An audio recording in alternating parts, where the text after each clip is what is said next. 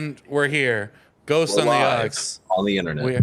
We're live. If you don't believe us, you're right. Actually, we're not live. But W's in you chat. got us. W in chat. Well, I'll make this like a premiere, a YouTube premiere, so there can be a chat. How about that? There you go. Ghost on the chat. Aux. Episode. I don't know. Almond is here. I'm here. Trey is here, and Trey's here. amazing returning guest. I'm very excited about RR Slugger. We got Thanks for RR. having me back. Thanks for having me back. I'm excited to be here. Thank you for coming. Thank you for tolerating us. Thank you for enjoying us and Thanks just for enough slugging it out with to us. coming back. Slugger, I got a question based on anime about your name. Since I All first right. heard your name, I've had this question. Have you watched Paranoia Agent? I don't know what that is. Sorry. All right. That was where I originally thought your name might have been from. Oh, we go into that on the first time he was on. Where is your name from then?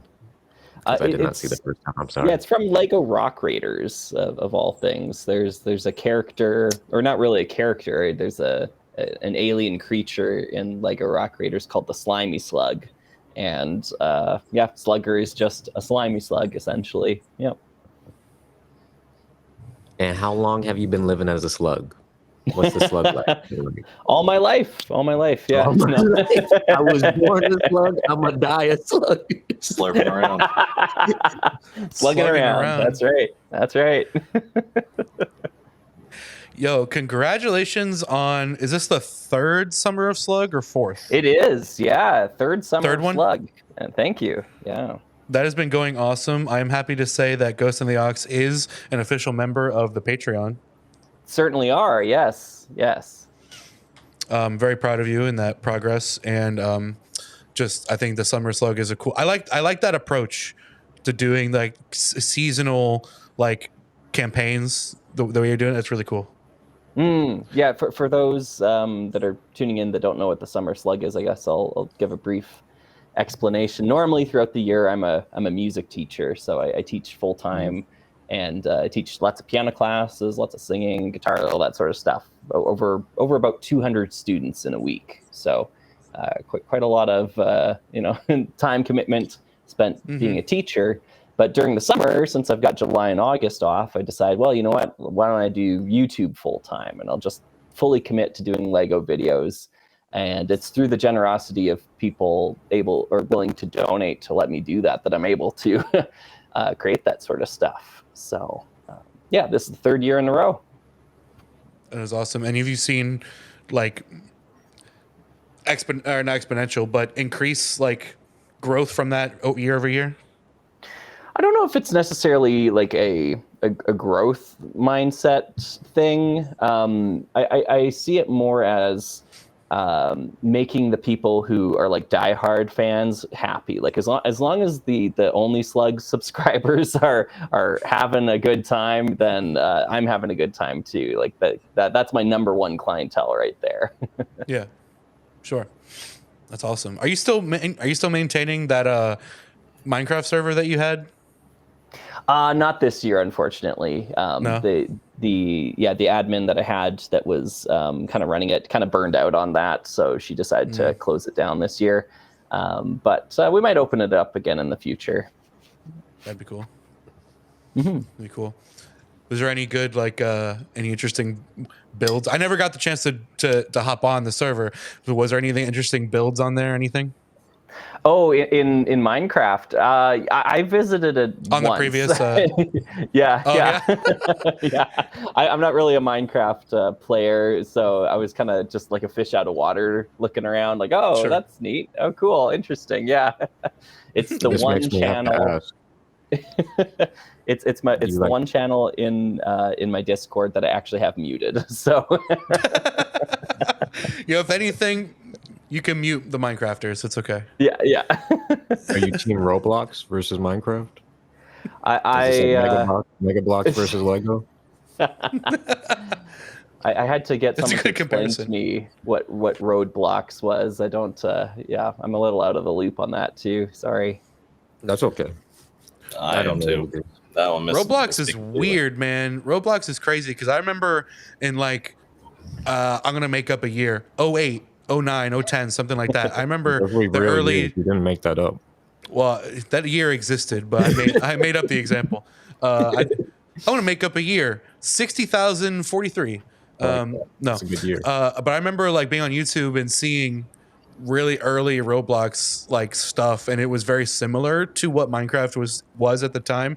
And now it's like an entire ecosystem, its entire platform for kids to be exploited to make games and stuff.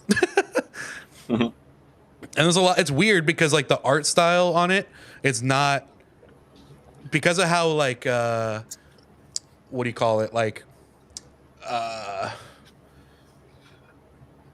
I don't know what the right terminology for it is, but because of how many like hands are involved, like in creating these different worlds and games and things, the art style is like so Uniform. incoherent, yeah, like non-uniform. It's so strange to look at because like you can see one game on Roblox and it looks like Call of Duty, and then you see a different game on Roblox and it looks like Pac-Man. It's like, what am I? Well, it became more of a platform, like a game engine / platform for selling and propagating games made with that game engine. That's Yeah. like simplified enough for kids to know how to be able to make games with it. Yeah, it's interesting. You know, more or less. It's like advanced Legos. It's like the Bionicle now compared to Minecraft's Lego. The techniques. Speaking of Bionicle, Oh, I'll Slugger, I got something to show you. Trey here gave me an awesome it was very late, so I don't remember if it was a Christmas or birthday gift, but it was one of those two. It could be whichever one means the It most. could be to you. both. Yeah, there are two of them. So. My background is glitching out, but you can kind of see them. The background does not like them. These are a very nice decoration piece in my room now. I love him. Love them. It's like, I don't know if you're familiar with these at all. We may have lost Slugger. Slug got salted. Slug has been assaulted.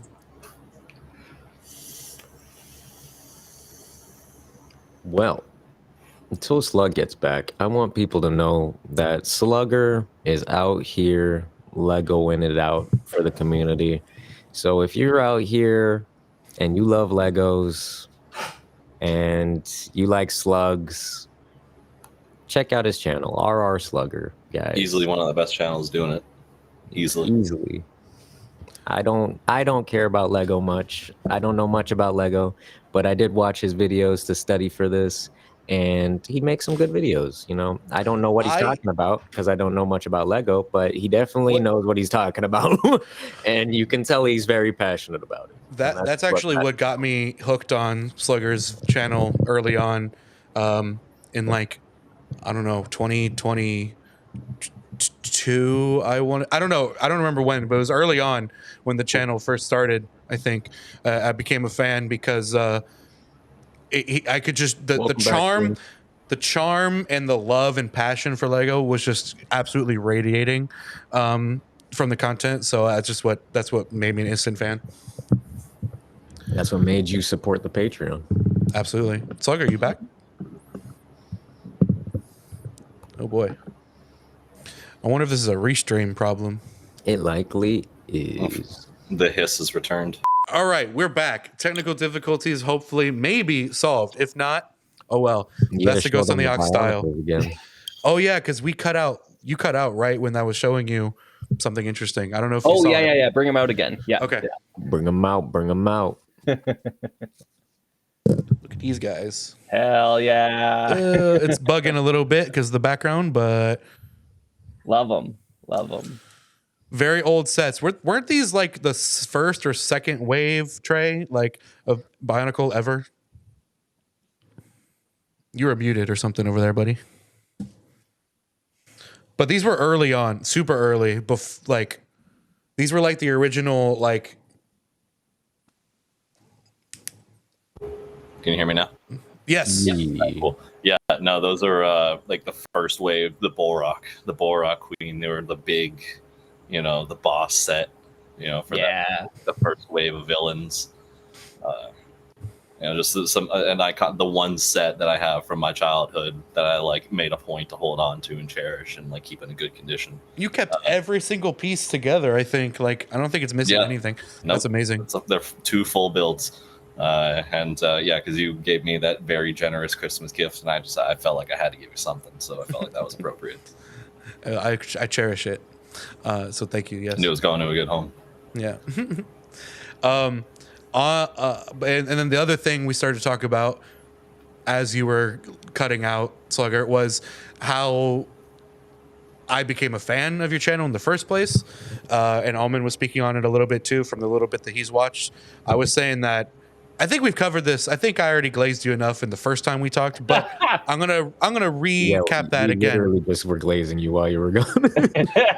I fell in love with the channel because of how like genuine and sincere and how passionate it, like the passion was just radiating from you and out of your voice, from the channel, from the videos. And I just like, it was just charming. It was just very charming.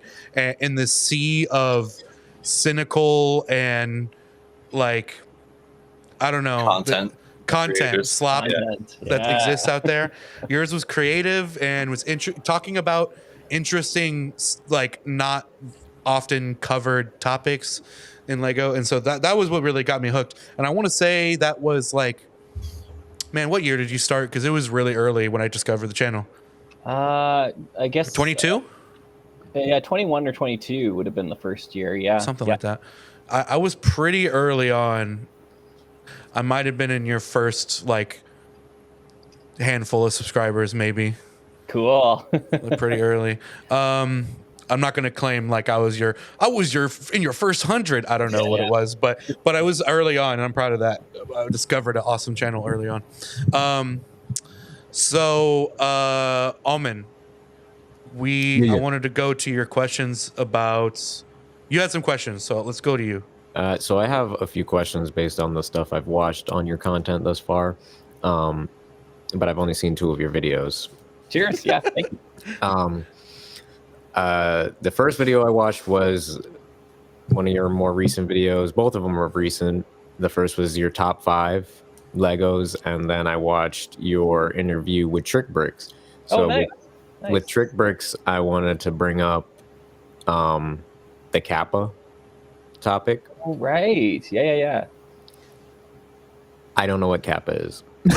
Watching the video, I was still a little lost on what Kappa was. To add to this, I will add the context of this is a video that I did not get to watch yet, unfortunately. So I don't even know the context of this either. Okay. But I did wanted to ask you about Tricks and what that whole conversation was like, and getting to meet and talk with someone that I know you looked up to and liked their content for a long time. And they disappeared for 5 years. And they were disappeared for forever. So, what was all that like? And Almond's question too. Yeah. So I'll start with the Kappa stuff there. It was some like government thing in the US. So I'm not as familiar with it, being from Canada.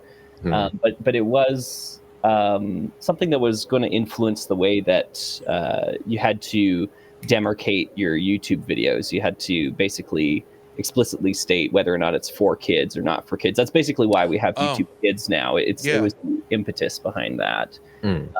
But it's before my time on like making YouTube videos, so I don't know that much about it. It was something it was something that Jamie had to deal with more on Trick Bricks there than I ever had to. So I live in the post-Kappa era of YouTube. As someone from the post-Kappa era, is there any gripes that you currently have with YouTube's like algorithm, or perhaps even just like in ways that you feel YouTube could do better? Plenty, yeah. But and I'll actually give you some specifics here. But before I do, I just want to frame it as well, because I know it's really popular and really common for YouTube creators to like hate the platform that they use. But I don't hate YouTube. Actually, I really love YouTube as a platform. It allows me to make these, art projects that I do. and they pay me for it too. Like they don't have to, like, they don't have to do that. Like I get a check from Google every month, and it's great, So I've got a lot to be thankful for, and they can run their platform however they please. However, there are certain things that bother me or bug me about it. One of the big ones for me, and I pretty much immediately unsubscribe to any channel that does this, is the rotating thumbnail thing, like to A/B test the thumbnails and stuff like that.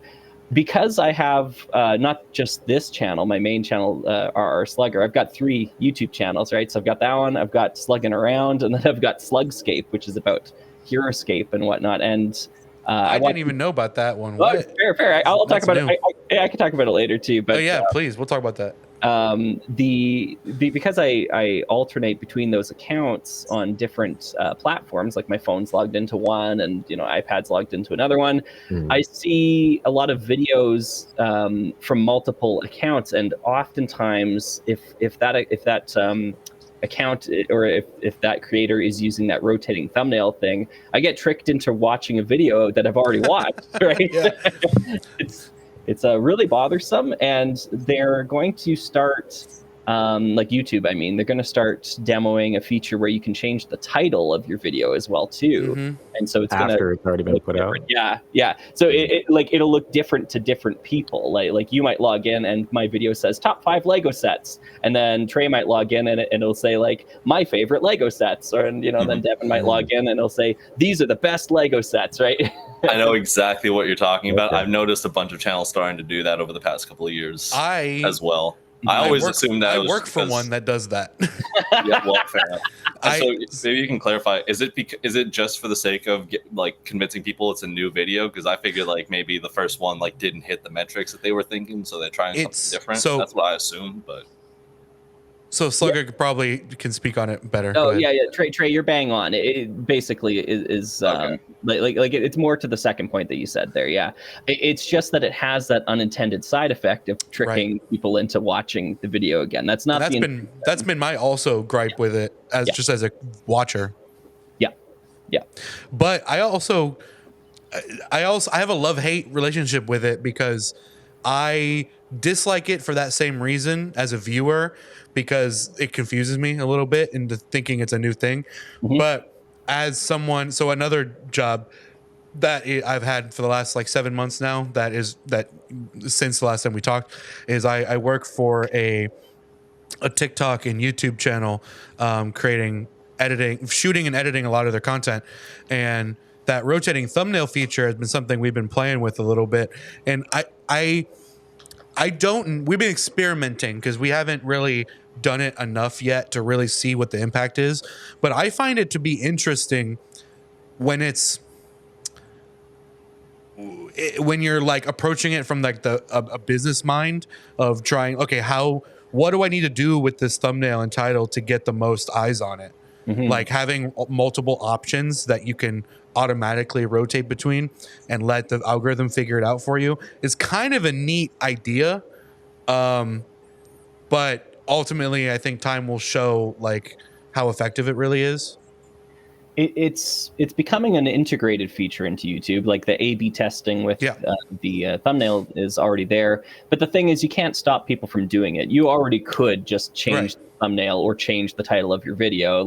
People were doing that already. So YouTube was kind of forced into having to integrate it more officially, is essentially what happened. Yeah, I think sorry to cut you off.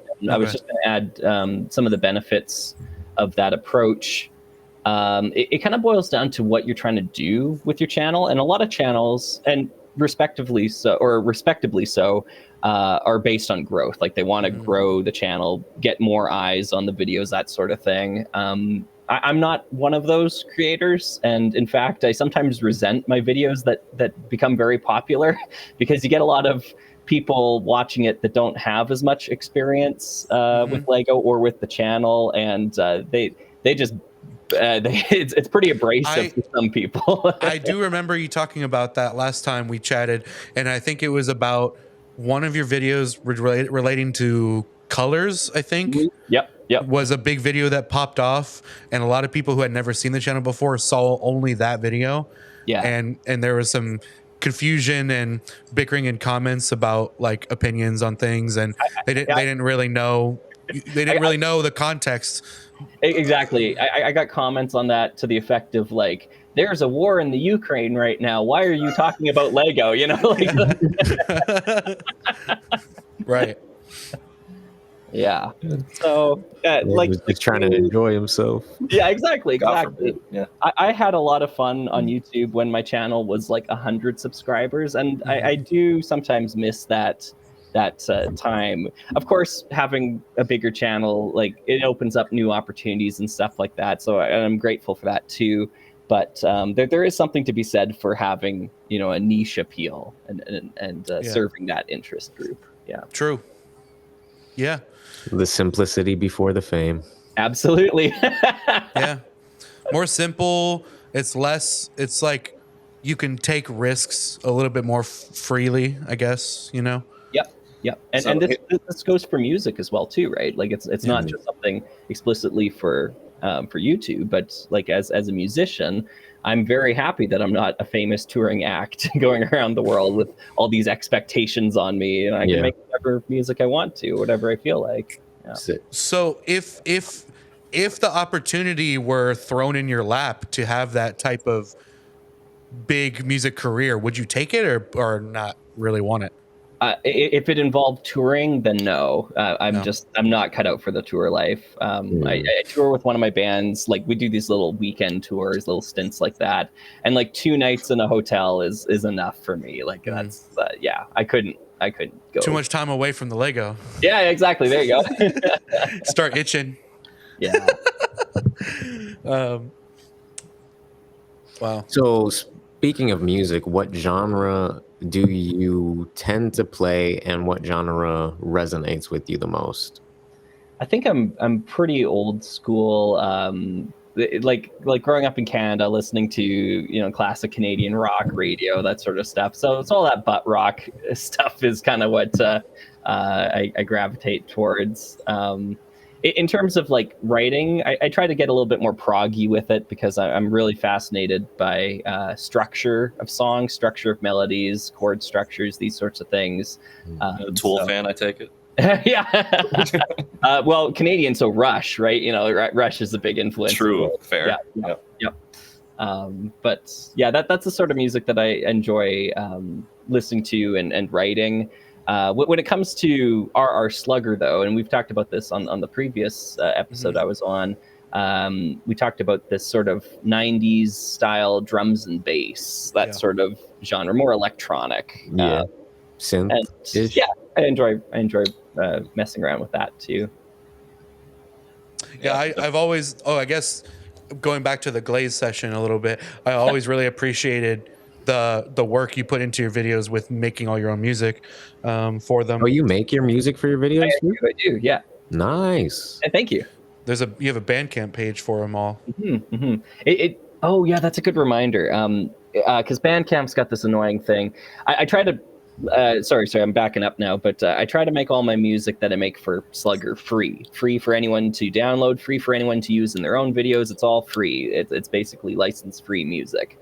But Bandcamp has this annoying feature where you can only have 200 free downloads on your account per month, and then it will automatically put a price tag on all your music. And the only way to fix that is you got to go in and manually edit every single track back to 0. So I still have to do that. What does that mean? Edit back to 0? The price tag back to 0. You have to okay, I see. Yeah. But ideally, my music is there. It's available to be downloaded and used in whatever you want for free. It's been used in a couple of video games at this point as well too. Ooh, really? What game? The first one, or the one that I know for sure, is Manic Miners, which is a Lego Rock Raiders remake, which is pretty fitting, I think. Yeah. And the second one, oh gosh, I can't remember the name of it offhand. I'd have to look it up again. Sorry, yeah. But that one was more recent. That the designer asked me to use my music in it. There's probably a couple others, actually. Yeah. Anyways, yeah. Sorry. Just out here collabing. Yeah. Why not? I love that. One of the things I wanted to talk about with your videos in the last, well, at least I've noticed it in the last year, particularly, or I guess this summer of Slug, is I really enjoy. It seems like you're getting a bit more, for the lack of a better word, comfortable being a little bit quirky and like kind of goofy in like your script writing, in your writing, in your style. And I also, so that's point one. And also point two, I really have enjoyed the format in the way that, okay, the video is about this subject, but you kind of start from way over here. You introduce the thing and you start way over here and lead into, okay, this is how this connects to that, and then you talk about the actual set. That's a big thing for me. I really try to not just talk about the toy. There's something more philosophical that I'm trying to dig at. I love that videos. Yeah. Thank you.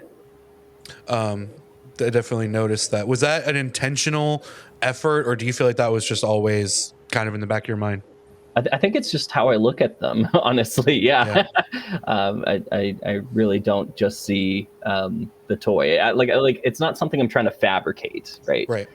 If I wanted to, I could just write set reviews about modern Lego sets like every other channel does, right? But I just don't find that it compels me to write anything if I'm not feeling something deeper about it.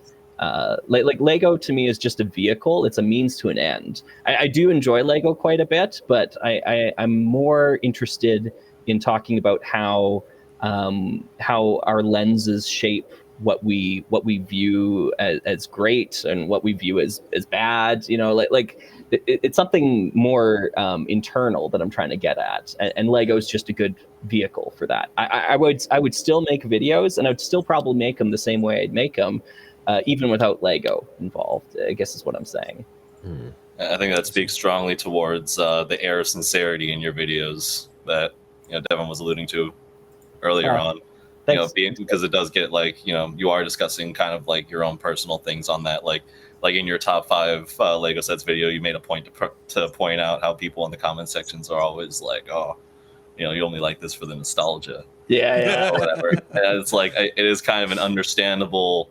You only like this because you were 12 when you owned it. Yeah. For those people, like you said before, that only see like one video or something completely out of context, it's an understandable gripe given how much of that, sincerity and that approach to discussing the Lego sets, is versus a lot of the other channels out there that really are just about look at this brick and how they, Speaking to that brick. as well, when I was watching song? your video, you brought that topic up. And you're like, you said how people say that, like, they think it's just nostalgia. But then you went on, I think, in the Trick Bricks video, and you guys were talking about how the Lego pieces back then allowed more freeform. And, like, the sets nowadays where it's just, like, you build this one thing, and it's meant for that one thing more so. The pieces are a lot more specialized now. Yeah. That's actually I when I was prepping Almond for this episode the other day, I was telling him about how you tend to prefer the older style because of the way I put it, which kind of, I didn't plan this, but I just thought it in my head. I was like, you tend to prefer the, how did I say it, man? I was like, you like the simplicity because it allows for a lot more imagination rather than just being like, this is built to be a model of a thing. Yeah. Allows more creativity to flow. Yeah. There's another Lego reviewer who I was talking to, but actually, I think I brought this up maybe, or no, I brought it up in a live stream. Sorry. Anyways, who I'll leave anonymous because I don't think they want to be revealed for this. But they were recently, because they're part of the Lego Ambassador Network, which are the folks that get the sets for free, and then they talk about them on their channel or whatever. But he got the latest Lego Dreams sets, and this is an original theme that Lego has come out with in the last few years here. I first heard about Dreams from your channel when you first started talking about it. Oh, nice. There you go. Yeah. Anyways, he got the whole wave, and out of 2,700 pieces, so there's 2,700 pieces in the whole wave of sets, he counted 18 regular Lego bricks in there. Only 18 regular, just square bricks. It's kind of baffling to me, like how small that ratio is now. That is great. So everything else is something like curvy or angular or specialized or something that just provides a place to put a wheel or something like that. Yep, absolutely. To that though, there's one other besides Slugger, like Lego content creator that I follow, who's he's a master builder with Lego, and I gotta say, like, because I understand entirely what you're talking about, especially as like an early gen Lego kid, but like, it is pretty impressive what you can do with a lot of those what's the word for it? Yeah, those specialized pieces when you use them in like the completely wrong context or in a context that is kind of like out of the box. Because I see the stuff that he's making, you know, with all these crazy, you know, irregular pieces, hot dogs and fucking bananas and the cattails and shit, and he's just making that shit look, you know, cohesive. In whatever the piece is. And so it's like, on one end, it does kind of harbor, like, because I see where Almond's coming from, where, you know, the simplicity is what allows the creative juices in your head to fill in the gaps, right? But I feel like it's just kind of evolved over time into more of like, okay, now there's like this technical creativity to where you have you can fill in more of those gaps physically, and the challenge, the creative challenge, is just like figuring out how to use these special pieces most optimally, you know, to kind of reach that goal, you know, specificity. Well, especially when you're nowadays trying to achieve so much more detail, exactly, in a mock or something. You know, or at least some people, that's their goal, is to be as like detail oriented as possible. Yeah, it's a very similar conversation that people have about Minecraft. Basically, it just clicked in my head. It's basically the exact same conversation from back then. It's just like a few bricks and vertical slabs. When? Yeah, dude, things were so simple, you know, and now things have, you know, there's whole different dimensions and all these other like very poorly explained mechanics that are very complex. Redstone. All right, my dog needs to go outside. I'll be right back. Okay. You got it. Yeah, no worries. I thought you were talking about me for a second. I'm like, yeah, you're right. But where did that come from? Anyway, my dog. Yeah. Yeah, Trey. I think you're absolutely correct. You know, talking about how these specialized pieces can make for some really amazing builds. I think that maybe the counter to that is that it takes a master builder to make these amazing models, right? Exactly. And it's no longer the kid-focused thing that it used to be. A 7-year-old cracking open a box and throwing it on the carpet is not going to have the same, like, most of the time, not going to have the same, like, technical, like, you know, dexterity to, like, figure out how to utilize those pieces. Yeah, it's almost like they tried to age with their audience, but then ended up catching themselves in this generational window where it's like things are, a lot of the people who are really into it earlier on, maybe too old for it now or too broke or whatever, or just not interested. And then a lot of the younger people that would have started out at that age, you know, aren't into it because it's too complex. Bang on. Yeah. Bang on. Yeah. It's like that.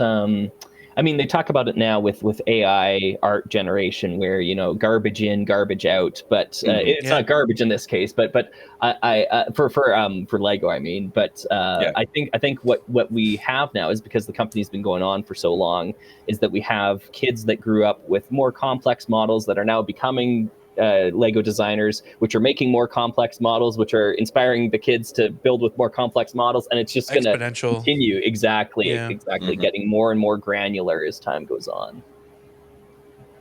Yeah, but it's impressive how, despite that, you know, Lego has stood so strong as a powerhouse in, you know, the youth zeitgeist, basically since they popped off like back in the 1900s. Lego, to me, I think it was one of, like, I constantly say this, it was one of like 3 toys that I had interest in as a kid, and I think it's just like the perfect toy. It just is. Like, I don't know anything that's more perfect than this thing that you can build whatever you want with. I find it so fascinating how they got the dimensions of the bricks like so correct right from the get-go, right? Yeah. There's this the ratio of height to width to depth is 655, and just because of that perfect ratio that they came up with early on in its development, like in the 60s even, right? It's the basis of so much that has come out since then. It's remarkable to me how they've managed to achieve this. Are you familiar with their Modulex? I think that's what it's called, Modulex stuff. By the time this video or this podcast comes out, I think I will have a video out on Modulex. I was working on the script this morning. Nice. So, yeah. Nice. Well, that'd be interesting. I'd never even heard about that. Modulex. So a very simple run. Slugger, you can feel free to jump in wherever I have gaps. But Modulex was basically meant for professional use for things like model building for like architecture or for it's stuff in offices, whatever, for like, you know, models and things. Not even just models, but for like as a visual tool, physical tactile tool. Right. And it was they changed the dimensions or the ratios to be 1:1:1. So I think, right? Yep. So it's a lot closer to like actual materials that you would use for building, so that they could use it for like planning, you know, oh, they're going to build this mall, so we need a model of how we not only do we need a model, like a physical model to look at that is in like a reasonable scale that is accurate, but also we need to be able to make changes to it easily, you know. Yeah, and that's kind of as far as I know about it. But yeah, well, I would ask more, but I think I'll just wait for the video. I just have to make a whole ass video about this one. Cool. Thanks for having me on, guys. I'll see you next time. Yeah. No. All right, till we meet again, I guess. Yeah. Welcome back, Almond. He said, "Welcome back, Almond." Oh, I didn't hear you. Sorry. Thank you for the welcome. Almond, we were talking about how Lego had a what's the right word? A spin-off like years and years and years ago. What decade was that, Slugger? What was that? 1963 was the year 60s. Modulex was. Lego had a branch called Modulex that was a spin-off that was basically the same concept, but the pieces and stuff were the ratio of the dimensions were changed to be a lot smaller. They were 1:1, and so they were more specialized for building like models and things for professional use, like architecture and stuff. Architects and stuff. Yeah. It didn't really. It took off, from what I remember. It took off like moderately for a little while within that sphere, and then I don't know whatever happened to it. I don't know how it ended up falling off. I think it spun off into its own company at one point and then disappeared. Yep. It's still around. I mean, the company still exists. Yeah, but they no longer make bricks. They retired the bricks in 2004, roughly. Oh wow! I didn't know it lasted that long. I know. Yeah, it's crazy. I was kind of blown away by that. I thought it was interesting that they had a unique palette of colors too for the parts. Yeah. And what I find really interesting about Modulex is that it wasn't like a toy the way that Lego was, right? So it had a completely different clientele. And because of this, it's a lot more hidden because it was basically sold to architectural firms and that sort of thing. Like business to business. Yeah, exactly. Business to business. So it's not like they had like catalogs that kids were going through looking at the new Modulex sets or anything like that, right? So it's a lot harder to archive than Lego is. Yeah.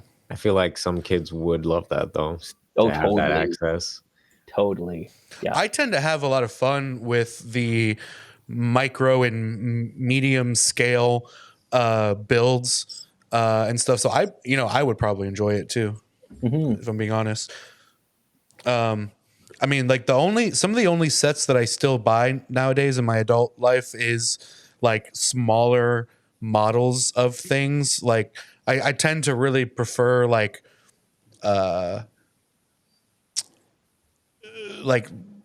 particularly in the Star Wars world, I like ships. I like ships that are they're just fun to look at. I like to customize them and do what I want with them and whatever. But then I also like I like mocks, and I like the other models, like the architecture models that they do.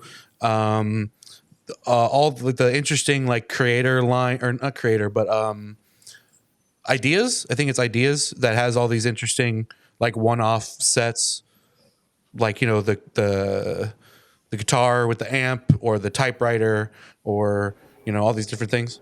Mm-hmm. I haven't bought any of those, but I love that they exist. I'm back. What I miss? You didn't really miss anything. So Devin said just that me you rambling. don't like Star Wars Lego. Is this true? Speaking to me, well, I didn't quite say that exactly that way. He said that you would beat up a Star Wars Lego. Yeah, I think those were my exact words, actually. No. Run it back. We'll run the this tape. video and this timestamp. I think there's something obviously appealing about building a Lego set based on something you saw in a movie or a TV show. I think that appeals to a lot of people. It doesn't personally appeal to me. I prefer more imaginative builds. And you know what? I was actually looking at something today. I was looking at a Lego set from one of the Indiana Jones movies. It was an older one too. It was from Temple of the Crystal Skull, or Kingdom of the Crystal Skull, whatever that movie was called. But as I was looking at the set, I was like, I had this running through my head. I was like, that doesn't actually really look like it did in the movie. I was starting to critique the set based on the source material. And I think when we look at Lego sets like that, and you look at them through that sort of lens, it's kind of like a self-defeating principle, because Lego as a medium can't accurately recreate shapes and different scenes to the same degree that a model kit could, for instance. So I just kind of feel like the folks that are out here like lobbying for more detail in Lego sets, they're kind of just barking up the wrong tree. They're playing in the wrong playground. Yeah. If that makes sense. I got an interesting question about that, because I feel like or an interesting tangent off of that, because I feel like with a lot of the Star Wars sets, one of the more interesting things about them is that they do kind of reach that level of accuracy to the original source material. But in order to do that, I feel like they were also one of the first sets or series to really start incorporating a lot more specialized parts, which we were griping about earlier. So what I want to ask based on that is, like, where do you think the beginning of the end was for that, kind of as an extension of our previous conversation? I already where know do you his think answer. things started getting a little too, was there a set or a generation specifically where you feel 2002. 2002. I already know Slugger's answer. Well, yeah, that is definitely one. I have a video talking about the Great Lego Plague of 2002, and the reason why I talk about that is there was a specific series of parts that were created in 2002 that were these curved slope elements that I think aren't very good pieces. Like, I just don't think that they're very useful. They do one thing really well, and they're kind of like a one-trick pony. But the reason why I call them a plague is not because I think they're awful, but it's because they were included in over 30% of the Lego sets that came out that year. They're both big and kind of obtrusive, and they had this widespread adoption very, very rapidly. So it kind of just like spread like a virus. That was the sort of thing. But if I were to give a more honest answer, I think 2004 is roughly where you draw the line between vintage Lego and modern Lego, because before 2004 you have classic colors, you've got brick-based construction, you've got original IPs, and you have a company that's kind of like throwing things at the wall, trying to make things stick.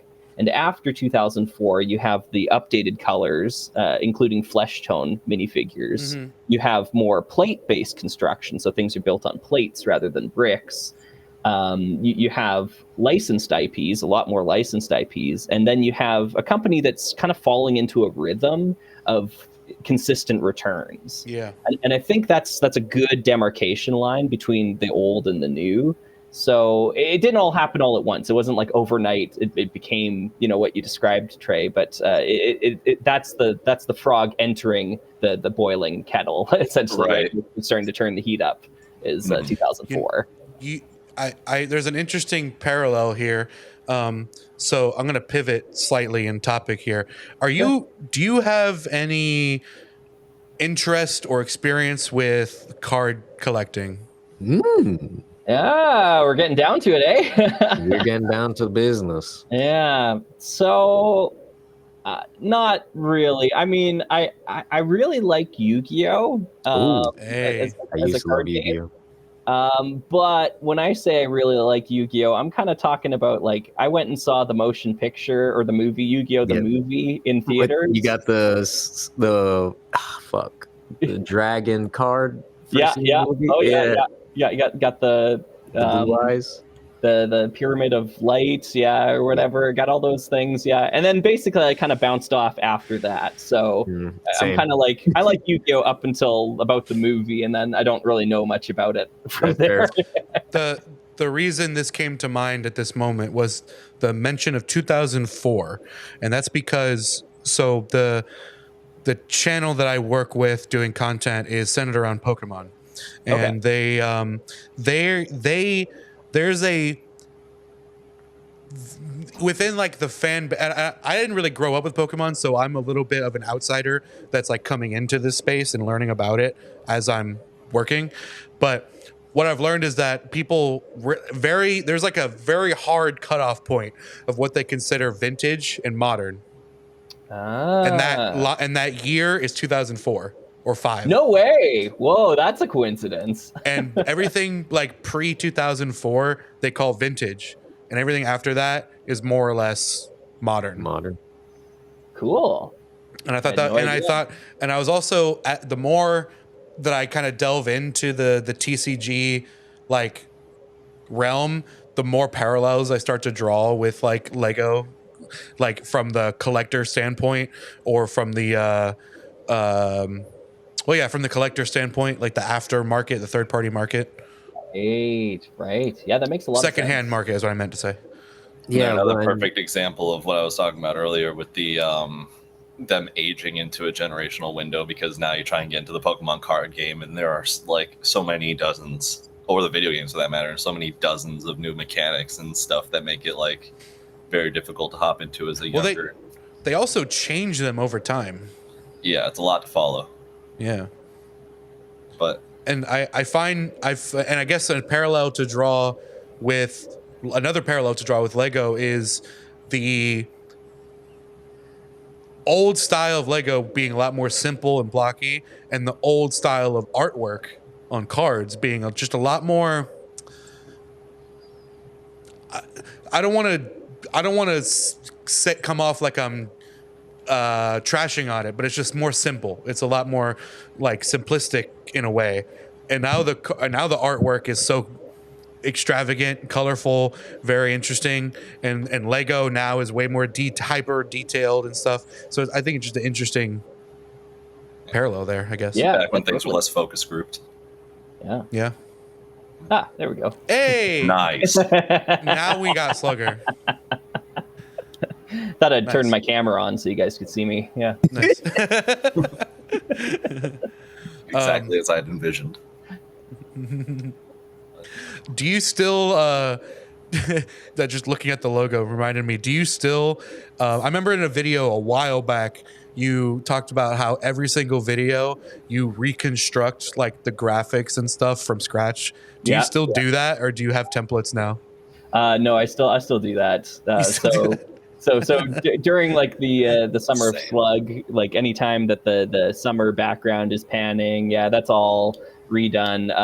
You know what? The one thing that is a template or is consistent is the intro song during the summer of Slug. When it zooms in, does it's the summer of Slug, like that. That's all that movement and stuff. That's just a pre-rendered video that I slap on the start. So at least I do that. But a lot of the things that pop up, I have the coordinates, like the grid coordinates written down on cue cards that I keep stuck on my fridge. And I just pull them off, and then I go and I type in the coordinates that I need into the DaVinci Resolve editor to put the certain asset where it was in the previous video, just written down physically on a cue card. So I don't have a cue card, but I have for the content I work on, there's a few things that are almost templatized, that are like consistent, like certain, like font size and color, and the outline of them being a certain size and color and stuff like that, and like positioning of subtitle, like a lot of specific things like that. I have written down in a note thing on my computer, so I can like copy and paste, just like, okay, it has to be this and this and this. Yep, no need to reinvent the wheel. Yeah. Back to the card thing. Was Yu-Gi-Oh your only one you really got into? Yeah, like I wasn't. I mean, I never understood Pokemon or Digimon or anything like that. Yeah, it just kind of wasn't really for me. I didn't get the appeal, but I liked Yu-Gi-Oh because it had a decently fun card game. However, these days, like, I mean, I'm gonna have a hard time believing like Metal Fish isn't a great card anymore or something like that. You know, like there's probably a ton of cards that I grew up with that are probably unviable. Unfortunately, I was on the cusp of getting into Yu-Gi-Oh! One point when I was like 6, because a friend of mine had some, but then that was thwarted because my family was way more like conservative back then, and was like, oh, that's demonic, you don't want to get into that. Oh yeah. And so I just my family is not really the same now, like they're a lot looser nowadays, but like back then, I just, because of that one interaction or that one instance, I just kind of missed out on all of it, other than just kind of through osmosis, like from a distance, knowing that it existed. Yeah, well, I mean, your parents were right. Look how I turned out. So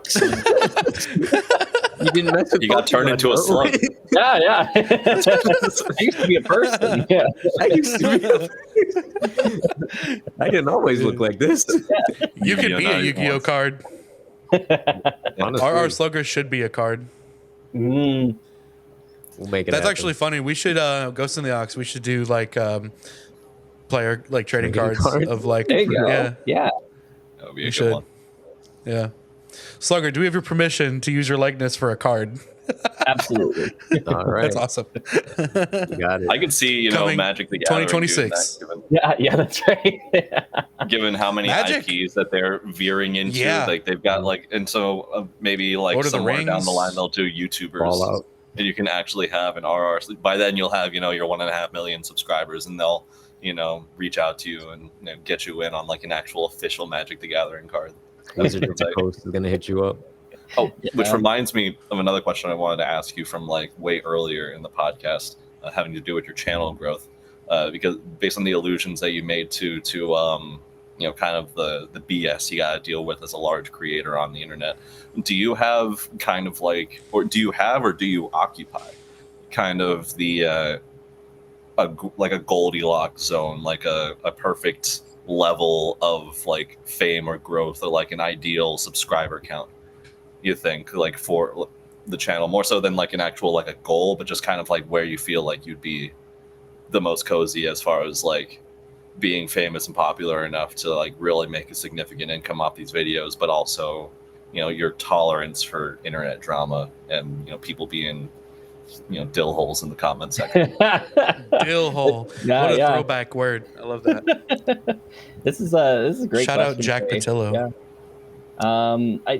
I don't know if I have a great answer to that or not, seeing just based on the fact that I haven't experienced being a bigger channel than I am right now, right? So I don't have the frame of reference to know if like this is the Goldilocks zone, or is the Goldilocks zone still to come, right?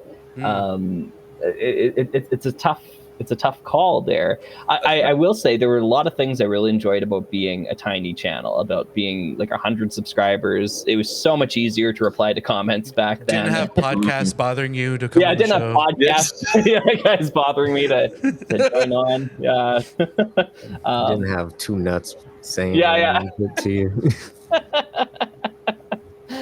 Yeah, I like where I'm at right now. Like it is nice. But it's always been good too. So yeah, it's hard for me to decide. There's pros and cons. I suppose is the best I can put it. Yeah. That makes sense entirely.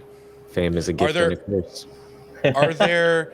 We've previously talked about channels that were inspirations for you and like influences on you, but on this topic, are there any channels in mind that you look at and you're like, that's the type of place I want to be at, like in terms of like what Trey is saying, like with that Goldilocks place, like of like creativity to size ratio?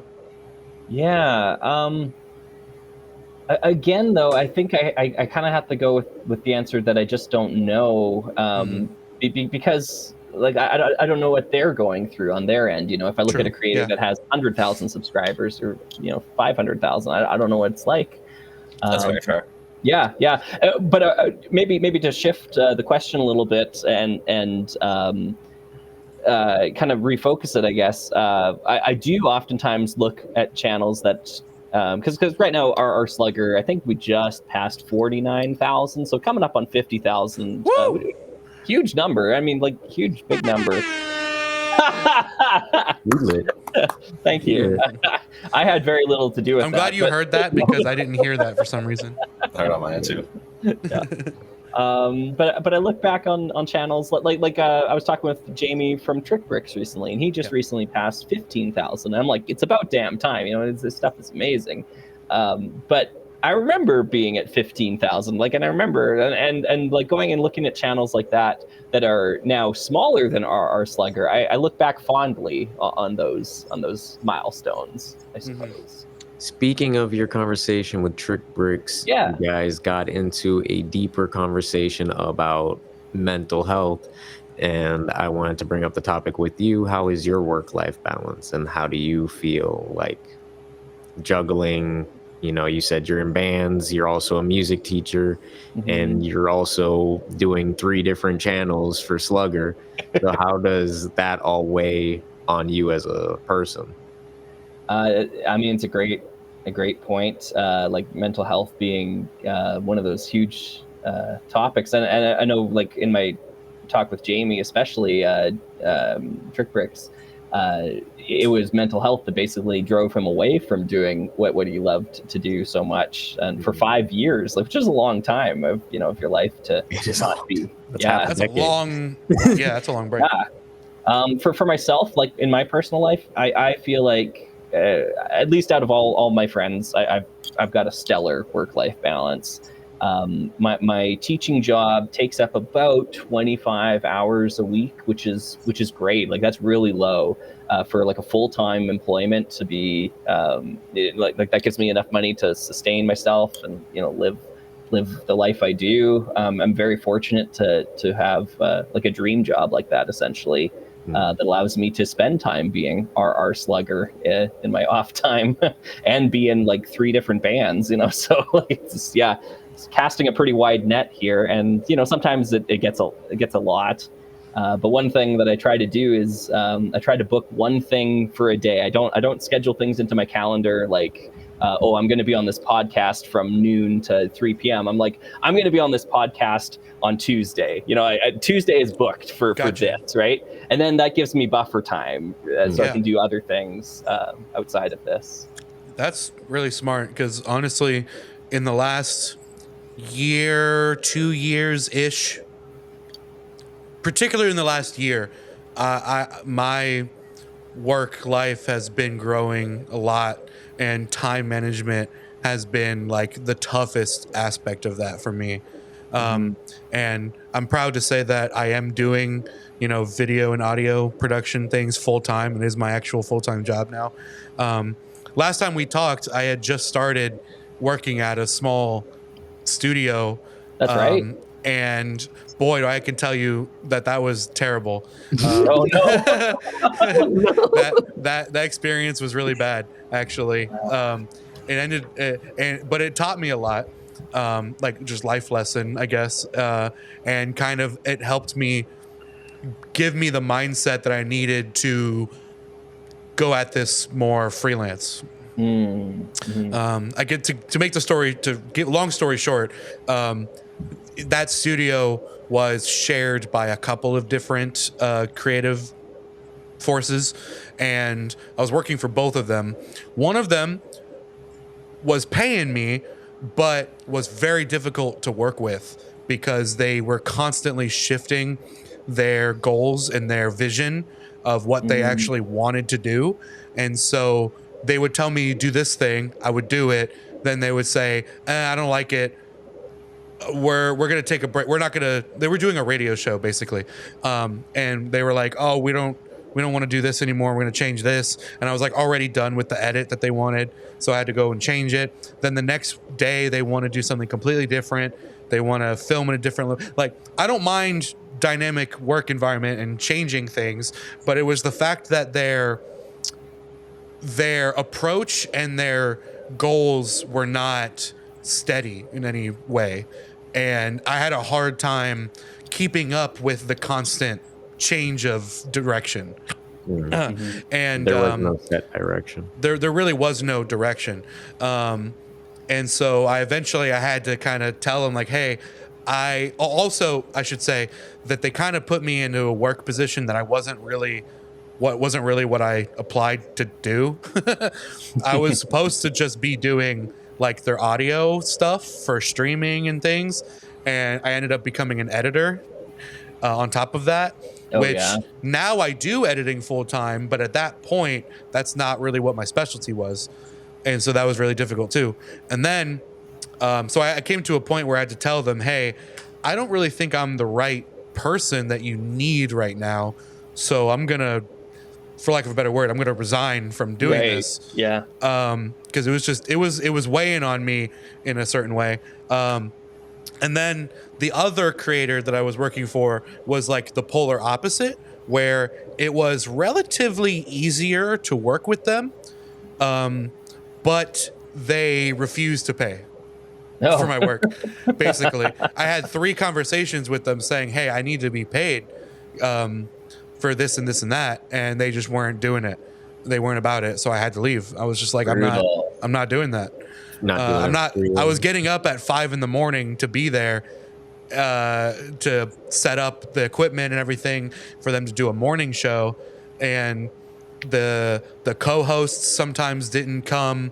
The main host was often late to his own show, often showed up unprepared. And I felt like I had to carry the show with my own personality and my own like I had to like contribute to driving the show forward, which for me was just like, why am I contributing all this time and my personality to this other person's thing when I could just do that myself? Exactly. Yeah. There's for free. Yeah. I'm not getting paid. So none of this makes sense to me. So that was the impetus for quitting that place. And what you're paying me to be here, right? Right. Yeah. Yeah. The check will come. Don't worry. Google's got that covered. Ghost on the Ox. Patreon.com/ghostontheaux. Patreon.com. Actually, I posted a funny story on Instagram. This like at 3 a.m. It was it was an email from Patreon that said $3.90 was sent your way. Hell yeah! And I said, I'm switching up on my day ones. Yeah. Got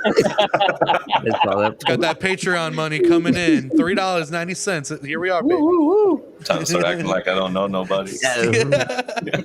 When I blow up on my act like I don't know nobody.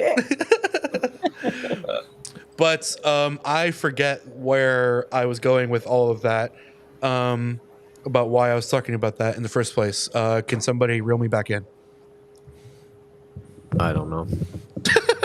Okay. I'll be honest, I'm sorry. I think we were talking about work-life balance. That's what we were talking about. Yes. Yeah.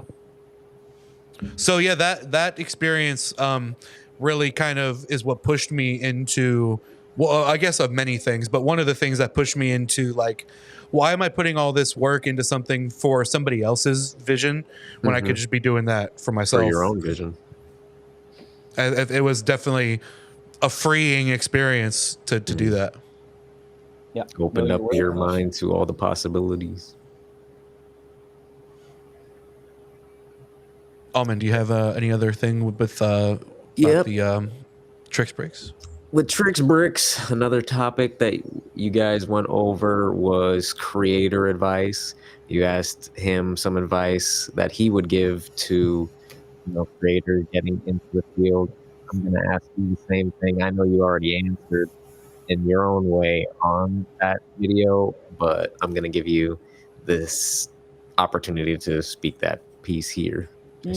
Gotcha. Yeah.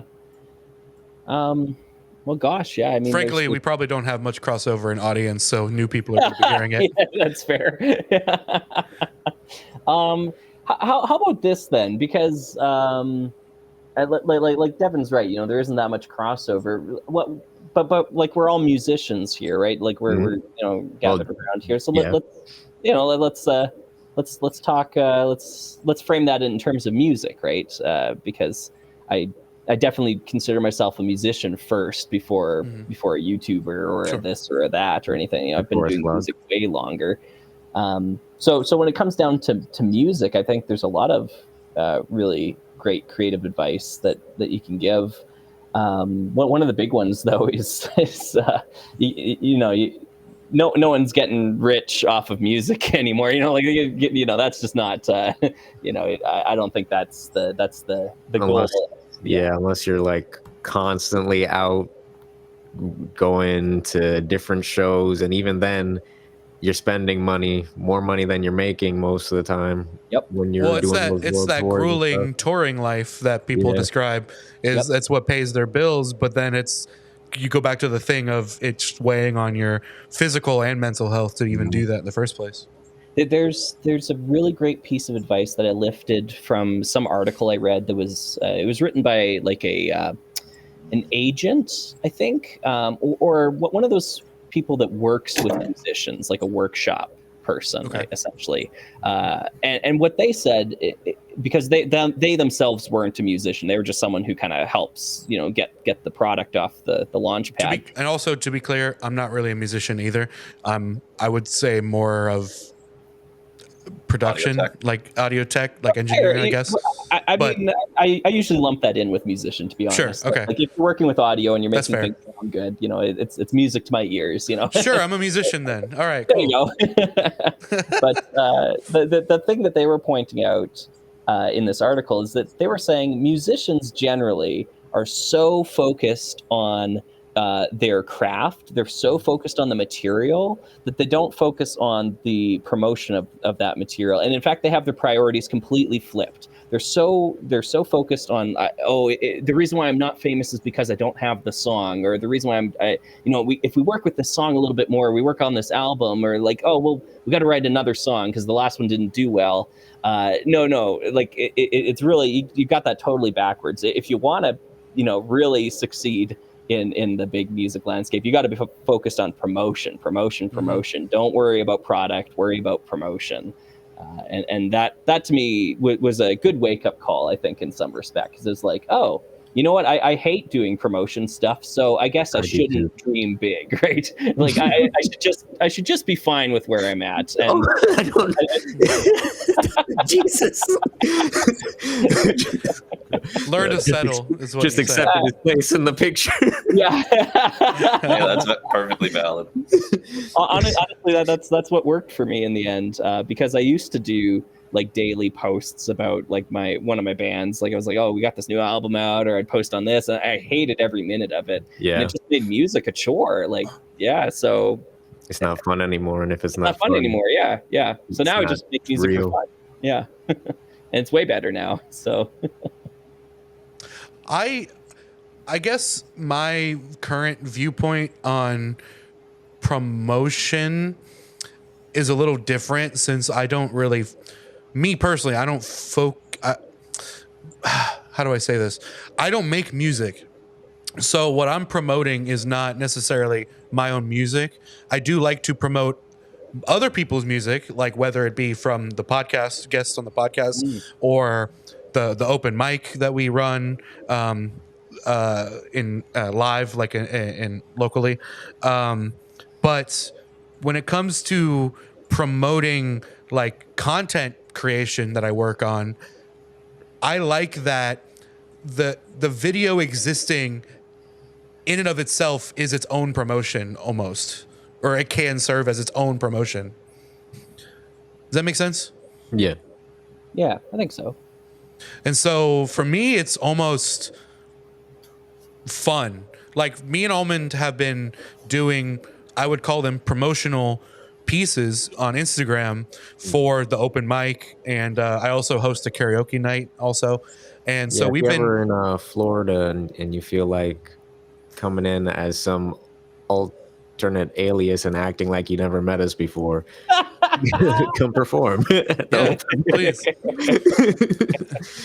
Sounds good. But we've been doing a lot more like Instagram like videos, putting together to promote that open mic, to promote karaoke, to overall kind of promote the bar that we're working with. And those videos, because we're taking like a creative approach to it, where it's not just, okay, here's a video of somebody singing. All right, here's a video of a big crowd in the bar. All right, here's a video of the sign of the building. That's not what we're doing. We're doing like interesting stuff like that kind of hooks somebody to watch the video. And even if you don't come to the event and you just watch the video on its own, it stands alone, in my mind at least, it stands alone as its own piece of entertainment. I think so That's too. cool. And that's what I enjoy about that. I like promotion that is in and of itself its own art. Yeah. It sounds like you've really successful bridged that gap between the two. Well, working on it, but Yeah, It's a that's process. great. Philosophically. it's a process. Yeah. Philosophically. It's an goal. Yeah. Because I'm not going to name drop, but there is somebody else we know who is literally in marketing, and the content that they're putting out, to me, is just very boring, like to watch. And it's very simple. It's like I described. It's just like images or videos of, okay, here's people dancing at this thing. Here's this and that. It's not really. Sometimes not like you can tell how much passion is going into the actual work. Yeah. Mm-hmm. And so that's why I enjoy that. And that's why I also, you can get cynical about like marketing in a hyper capitalistic environment and stuff, and like how it's all very manipulative. But for me, like I have a soft spot for commercials that are funny, or commercials that are just interesting, Yeah. There was one that came on. I can't remember the company. I think it was Amazon even. It was just a back to school thing. And the mom was talking about, like, oh, you could buy lunch boxes where you can put a homemade meal in it and that your kids will never touch, like those sorts of things. I got a good laugh out of me. Right? Yeah. So that's great. I think it's Old Navy had that commercial where everyone's like, I shipped my pants. Where you can like have your pants, you can order pants and have it mailed to you instead of Nice. yeah, I just shipped my pants. Really, I shipped my pants too. Like stuff like that just makes me laugh because it's just a funny like angle to take. Yeah. I feel like I can speak on the whole like promotion versus craft thing as a more of like a specialized musician myself, because it's kind of like the only form of art and content creation outside of like some visual stuff that I've done. But like my biggest gripe with that, and what always kept me from making that flip, was even after I had realized the truth in what you were saying many years ago, it's just like, okay, well, how? How do I promote this? How do I, and what? Because I'm, as a musician, I'm mostly just making music that I think sounds good for the sake of it. And so it doesn't have that inherent context that I can kind of use as a hopping off point to market it, in any kind of specific way. Is that, and I guess to tie it back to you, is that something that like I assume by the time you started YouTube, you were already a practicing enough musician to have overcome this to a degree. But is that something that you've kind of ran into where it's like, is what I maybe less so is what I'm promoting not focused enough to promote or to know how to promote, but does it also meet the level of quality that I would want it to represent me in like promotional material, things like that, either for your music or for your YouTube channel? Yeah, honestly, that's like a really complicated question that you could take like a ton of different directions there. But I think by the time I was on YouTube making stuff, I was already in my art for art's sake sort of mindset, I think, right? Where I was just like, I'm just going to do this for me. And if other people want to watch it too, that's cool. I'd basically, I don't want to say given up, but you know, the sort of, settling kind of has negative connotations to it. I think I'd become comfortable as an artist. You've taken a sincere approach. Yeah, exactly. There you go. That all the way back. Yeah, I think I'd learned enough about myself to know that I didn't want superstardom. I didn't want to tour the world. I don't want to be on big stages. Stadium shows look like they're just a pain anyways. You know, every time I go and watch a band play on a stadium or in a stadium, I'm like, yeah, that looks not fun at all. So, yeah. Speaking of that, just a quick, I'm sorry to cut you off, but just a quick tangent. We have a friend of ours who was on the show a while back, who does sound for bigger stadiums for like baseball and for hockey and stuff. And that simultaneously looks like a really fun but very high stress gig. Yep. Because there's a lot riding on you.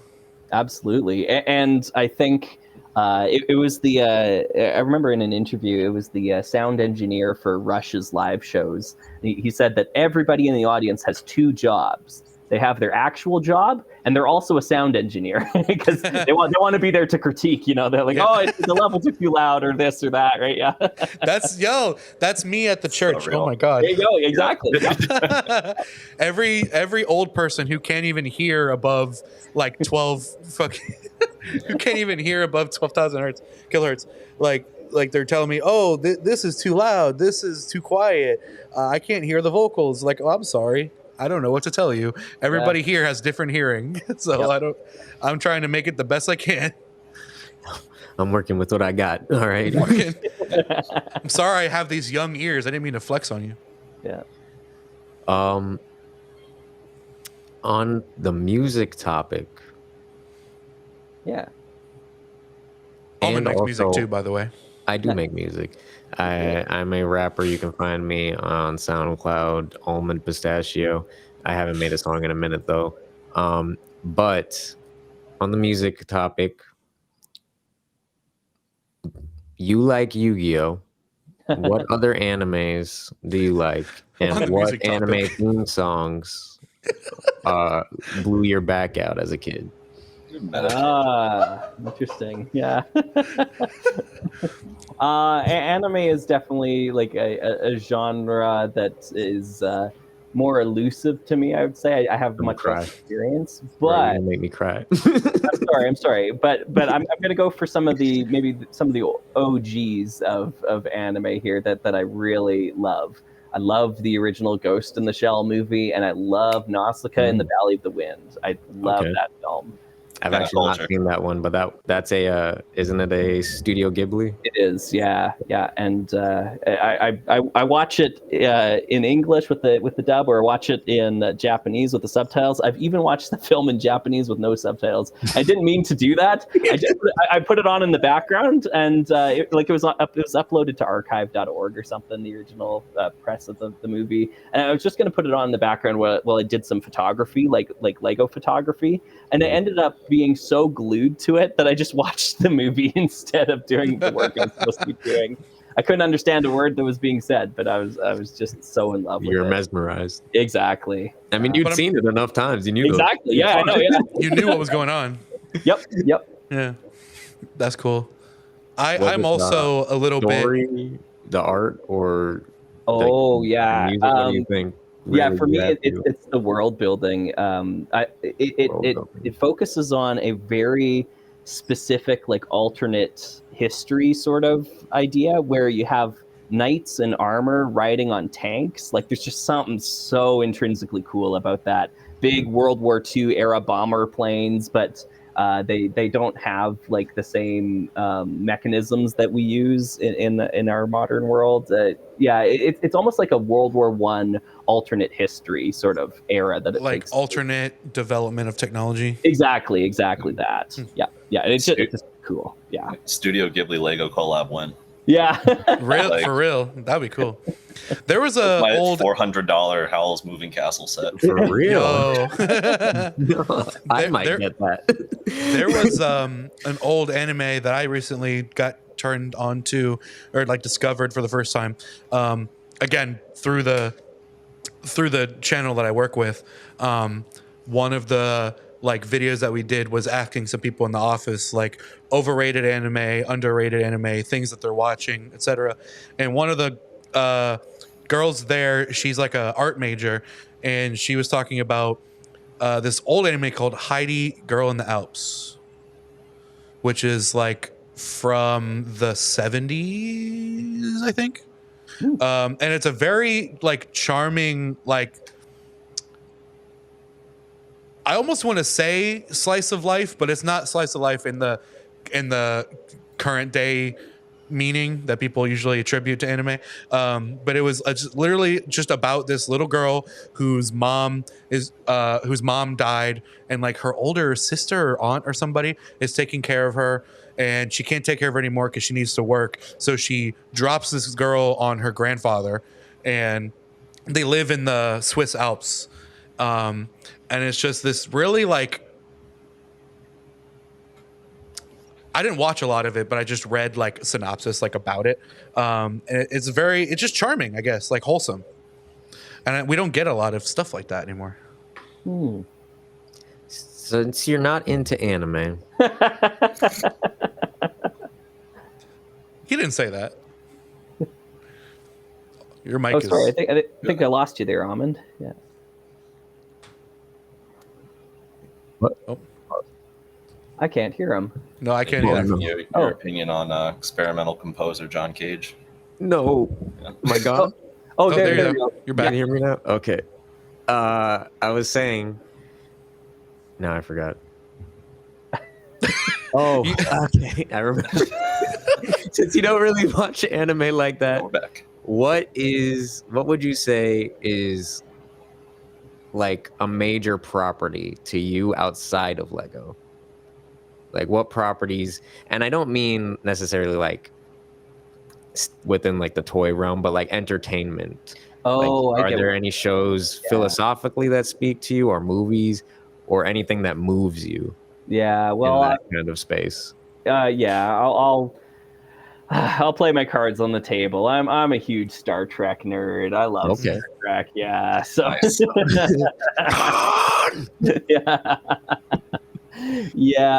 yeah. So yeah, honestly, Star Trek's the big one for me. Okay.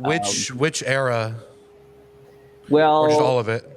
no, not all of it. That's for sure. I think about half of Star Trek is total shite. So Okay. yeah. Are you an Orville? Honestly, that's how I feel As about a Star Wars Trek too. lover, So you think half of Fair, it- fair, yeah. I think when you get a media franchise that's that big and expansive, like there's hundreds, maybe thousands of hours of Star Trek, shows and movies and stuff at this point. Some of it's bound to be really terrible. And when you think about that, they were making hour-long episodes, 26 in a season, like week after week, weekly hour-long episodes. there's gonna be some misses in there. Absolutely. So it's kind of a miracle. we And got when the did good that ones. start? Was that the 60s, 70s? Yeah. So the original Star Trek was in the 60s, I think 60s. 67. Yeah, 67 to 70. And then came back in The Next Generation after they'd done the original series movies. And The Next Generation is like 84, 82, something like that. 81. Yeah. And then it's kind of been kind of consistent since then. Trey was asking about the Orville as well too. I haven't really watched much of it, and It's mostly just because I can't get over the secondhand embarrassment of Seth MacFarlane writing, starring in, and directing his own Star Trek fan fiction. Like, that's like the biggest gripe that I hear about it. So it's hilarious that specifically is what you bring up. Yeah. It's like you're seeing this 6-year-old child just kind of like live out his dream. Yeah, exactly. Yeah, it's really awkward. I don't know why he released that, publicly. Really? Should have stayed in his diary. He was like, I made Family Guy, I made Ted. Yeah, this is what I'm gonna do. That's the reason I never bothered to check it out, because I'm like, what is this? It's like Star Trek with cutaway gags. Like, what am I to expect here?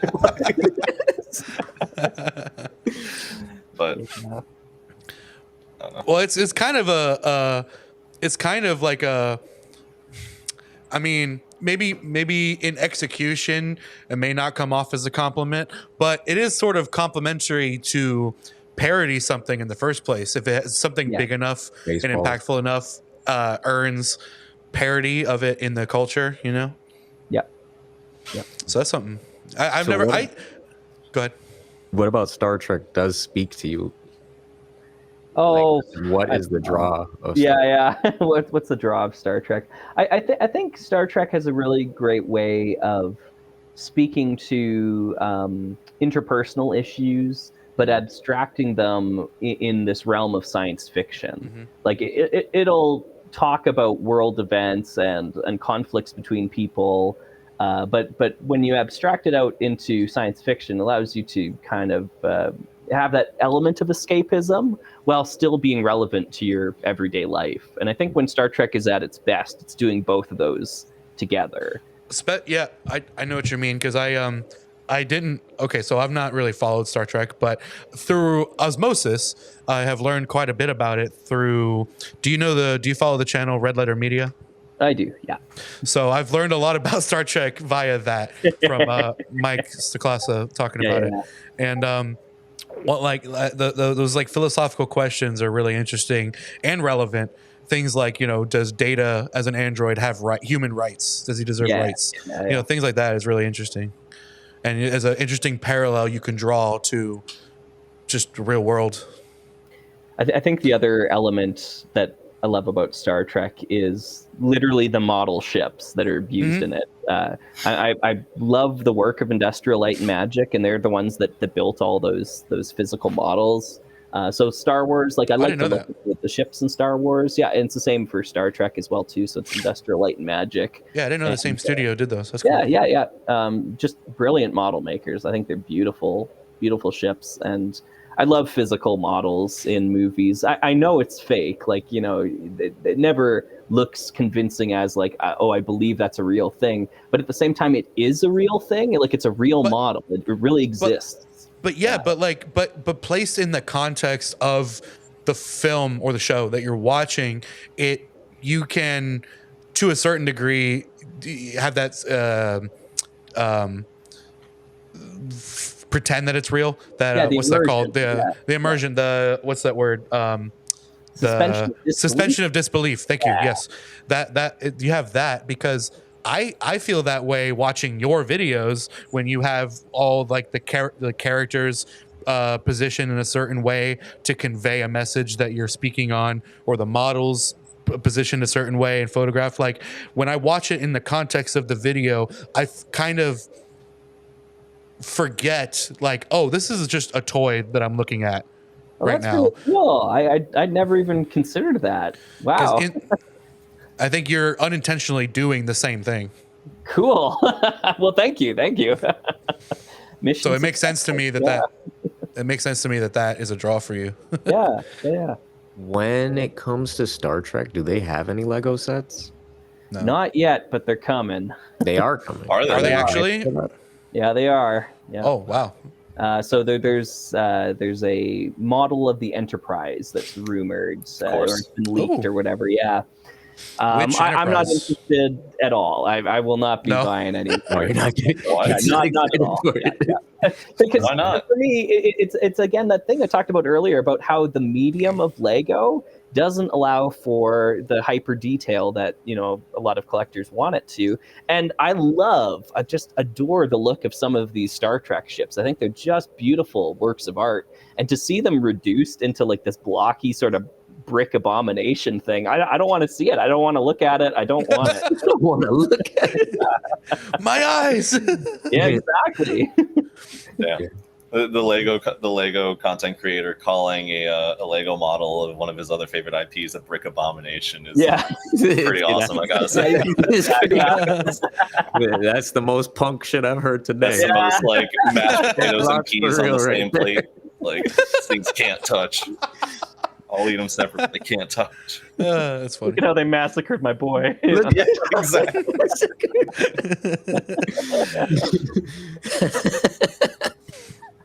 It's funny. I kind of get where you're coming from, where it's like you don't want to see the thing that you beloved be like butchered. Yep. Or and mishandled. As a Star Trek fan, that has happened many times. Yeah. Speaking of that, I was through this conversation. I wanted to ask you what were your thoughts on like the J.J. Abrams movies. You know, I actually rewatched the first one recently, and I still think it's a darn good movie. Like in terms of being an action flick, really quite solid. I like that one and the second one. Yeah, that's fair. I think the thing that kind of ended up breaking the camel's back for me in terms of modern Star Trek was actually the Picard show that they did. Yeah, the newer one they'd made. I've heard a lot of negative stuff about that. Yeah, it did answer a question for me though, which was really nice. Because I used to wonder, okay, what is actually the worst Star Trek has ever been? And now it's answered. It starts with Picard. What was so bad about it? Was it just not Star Trek? Yeah, that's part of it. Because one of the things was when I was answering your earlier question, Almond, I was talking about how Star Trek abstracts things and puts it in the realm of sci-fi and speaks to modern issues. Star Trek Picard doesn't do that. It's just way more blatant. Yeah, exactly. Like they go back in time to our modern day, and then they talk about all the problems of the world, and you know, it's just like it's completely removed that dimension of disconnect. Exactly. Like I'm not even watching Star Trek at this point in time. I'm just watching these characters tell me how shitty the world is outside, right? Like that's. How do they go back to our modern day if it has Picard in it? Yeah. Oh, they do some time travel. Okay. And stuff like that. Yeah. That's great. Yeah. Honestly, they jumped the shark. yes. Season 2 of Picard, especially, that's the low point of all of Star Trek, in my opinion. But it has a really interesting, like, fever dream aspect to it, where this I really feel like the person who wrote any script in that episode only had the previous episode to work with, because there's so many plot points. There's so many plot points that are introduced and then forgotten about as you go through the show. Oh my God. That is my exact problem with the sequel Star Wars trilogy too. Because Star Wars is one of my like beloved things over like growing up, that I agree with. I have the same exact opinion you have with Star Trek, where like half of it is garbage. And it's sad to say that, but as a fan, I just have to recognize that that's just the case. And I hate that the sequel trilogy was treated just the same way you just described, where it's like they made the first movie and they didn't have any plan for what was happening next. And then the next director comes in, they're like, okay, what are we doing now? Like they didn't plan anything out. It's just I hate that. Yeah. I actually recently watched the last of those three, Rise of Skywalker. I hadn't seen it up until about a month ago, to be honest. Rise of Skywalker is the one that I hate the most, I think. That's totally fair. It's kind of bonkers how little sense it makes as it goes. Yeah. It had some redeeming things for me, but I think that's because I was approaching it from like, I'm just going to sit down and watch some dumb movie. Sure. Yeah, you didn't care anymore. Exactly. Yeah. Out of that trilogy, what would you put them like the best to worst? I've only seen each one once, so I've only seen the two. like the first two in that trilogy once. Yeah, fair. Yeah. I think it's probably in descending order, starting from the first one. I don't know though. They're very different movies. It's tough to. It is. They are very different movies. I kind of like they did I not agree have a plan. Yeah, I agree with you. I think they get worse. I think 7, Force Awakens was okay. It kind of like was a template, and it was in that era. It was one of the first it was in that era that we're still in, where they're taking the what's the word, the spiritual reboot, or what's the word that people throw around? Spiritual successor, where it was it was picking up the plot. So it wasn't rebooting the universe, but it was a reboot of like reintroducing a new audience to it. And so from that perspective, I think it did an okay job. It was a very copy and paste type of story. So that makes me think like it was okay. It was all right. And then 8 is like, what am I watching? And then 9 was like, I am very upset. Yeah. I actually really liked 8 more than 7. Yeah. Just because 7 felt too much like I was watching A New Hope. Yep. Again. And it didn't feel like 2.0. It just felt like A New Hope. Again. Yeah. Just reskinned. Mm-hmm. Yeah. And you know what's interesting about that movie is that it's actually really similar to J.J. Abrams' Star Trek 2009 film, right? As being the template that is supposed to be followed by bigger movies. And it's interesting that he directed both of those. Yeah. It's also interesting, by the way, that in both of those trilogy of movies, because there's three modern Star Trek movies, and then those I never saw the third one. Yeah, and then there's those 3 Star Wars movies we were just talking about. J.J. Abrams directs 2 of them in both of those trilogies, and then another director directs one of them, which is, I think, really the last one in the trilogy.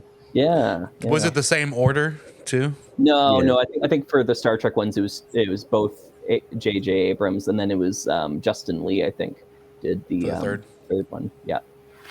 I never was the third Star Trek movie good, because I heard mixed things, and then they never made another Star Trek movie. Honestly, it is incredibly forgettable as a film. I know a lot of people really enjoy it, but I have a hard time even remembering what went into what happened. Yeah. Star Trek got into a really bad habit of just having a villain of the week basically be the movie. Like, oh, it's a bad guy, he's got a super weapon, and he has a beef with the Federation. And they've basically been doing that consistently since Star Trek Insurrection. So like maybe the last 6 Star Trek movies were all about that. Which is villain of the week trying to take down the Federation. Yeah, he's going to target Earth because the audience is from Earth, so they care, like. So, I liked speaking of, sorry, very tiny thing, and then Almond, you go. But speaking of audience being from Earth, I like that. I remember, was it the first of the J.J. Abrams ones or the second one? I think it's in the start of the film. I know one of the big things about the Federation is that they're not supposed to like intervene with underdeveloped civilizations. That was the second one. Yeah. Was that in the second one that they're like the ship like crashes on this planet? I really barely remember it, so you might have to remind me how this plays out. But I remember they crash on this planet, I think, and they're blatantly like breaking those rules about like interacting with other civilizations because of like the emergency that they're in. And I think I wish it'd be. I think that kind of concept would be if they would visit that more in the modern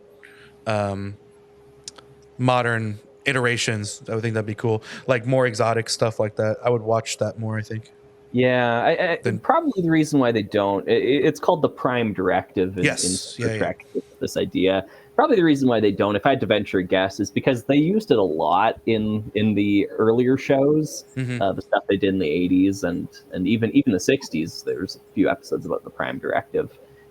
So they probably feel like they're just treading water if they do that anymore, but I could be wrong. Yeah. Maybe they've just completely forgotten about it. Yeah. That prime directive ain't so prime anymore. Yeah, I guess not. Tertiary directive. Go ahead, Almond. I was gonna say, now that I have successfully led you into the topic of world building, I love One Piece.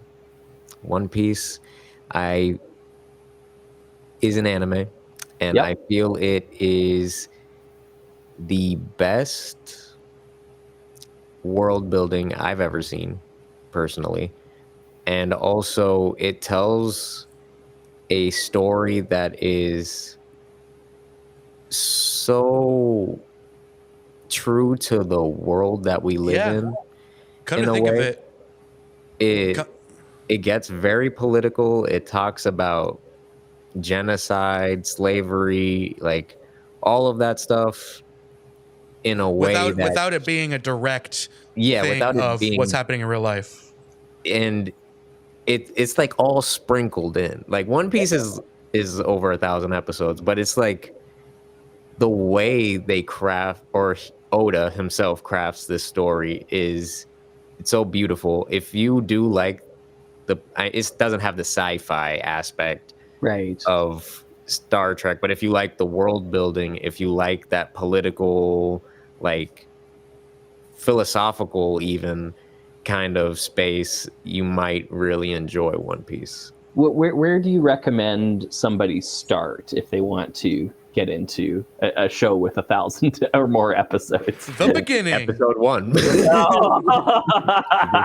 You just take it one day at a time. There's no rush to finish One Piece. Yeah, fair. And I would say too, as somebody who just recently got into the franchise, I personally would suggest reading the manga first, because it's available. Yeah, if you for like to super read cheap. more, it is a lot quicker, and it's not as the anime has more pacing issues than the manga. Far more. Yeah. Well, I mean, they're making One Piece Lego sets now, so Yes. Yeah. Are they? That was something I wanted Yeah. to ask or say that would be like a perfect thing for it, like a perfect crossover. So that's cool. There's already images out. You can see, like of, I don't know if they're leaks or if they're official or not, but there was a while back where I saw images of upcoming sets, and it kind of looks cool. Makes you think like back in the day, something that Lego may have tried, like in their more freewheeling spaghetti on the wall era, would be like giving Luffy just like big rubberized arms, or arms that were made out of like a really tough rubber you can stretch back and just. However, I imagine, Slugger, I don't want to put words in your mouth, but I imagine that, you know, the gripe that a lot of people might have with One Piece as a Lego theme would be that it completely overrides and takes over any possibility of them doing their own Pirates stuff. Yep. Because I know you've had that same critique with Star Wars. He was talking about ever that since with they did Trickster. Star Wars. I certainly was. Yeah. It's kind of the Funko Pop-ization of Lego, essentially, is what we live in now. I'm taking where, that term. Yeah, recognizable IP is what's going to sell more copies of a set than if it just on a pirate set. You wouldn't have the bigger appeal to a larger market, because there's going to be One Piece fans that are going to buy this that don't normally buy Lego, right? And so you get that line to keep going up. That's what it's all about, is get more and more people interested in Lego. Yeah, it's just not for me. So, Makes sense. would I you never rather thought be a about that. pirate or a samurai or a cowboy? Oh, interesting. The trifecta. The three genders. Right. The three genders. Yeah. I think I would identify as samurai then. Same. Yeah. I feel like that's the way to go. You adhere to an honor code. Yeah, like a code of ethics, that sort of thing. Yeah. You got me curious, Devin. In a room full of samurai, which class do you occupy? Cowboy. You're the cowboy. Yeah. You just gonna shoot us? Just one tap us and put your gun, walk out the room. Nah, he ain't getting through our armor. Yeah, what's a 45 up against, that feudal Japanese engineering? Yeah. Reminds me Golden of that scene, the Indiana Jones scene, Yeah. flipping the sword Exactly. all around, and he just pulled out the pistol. Yeah.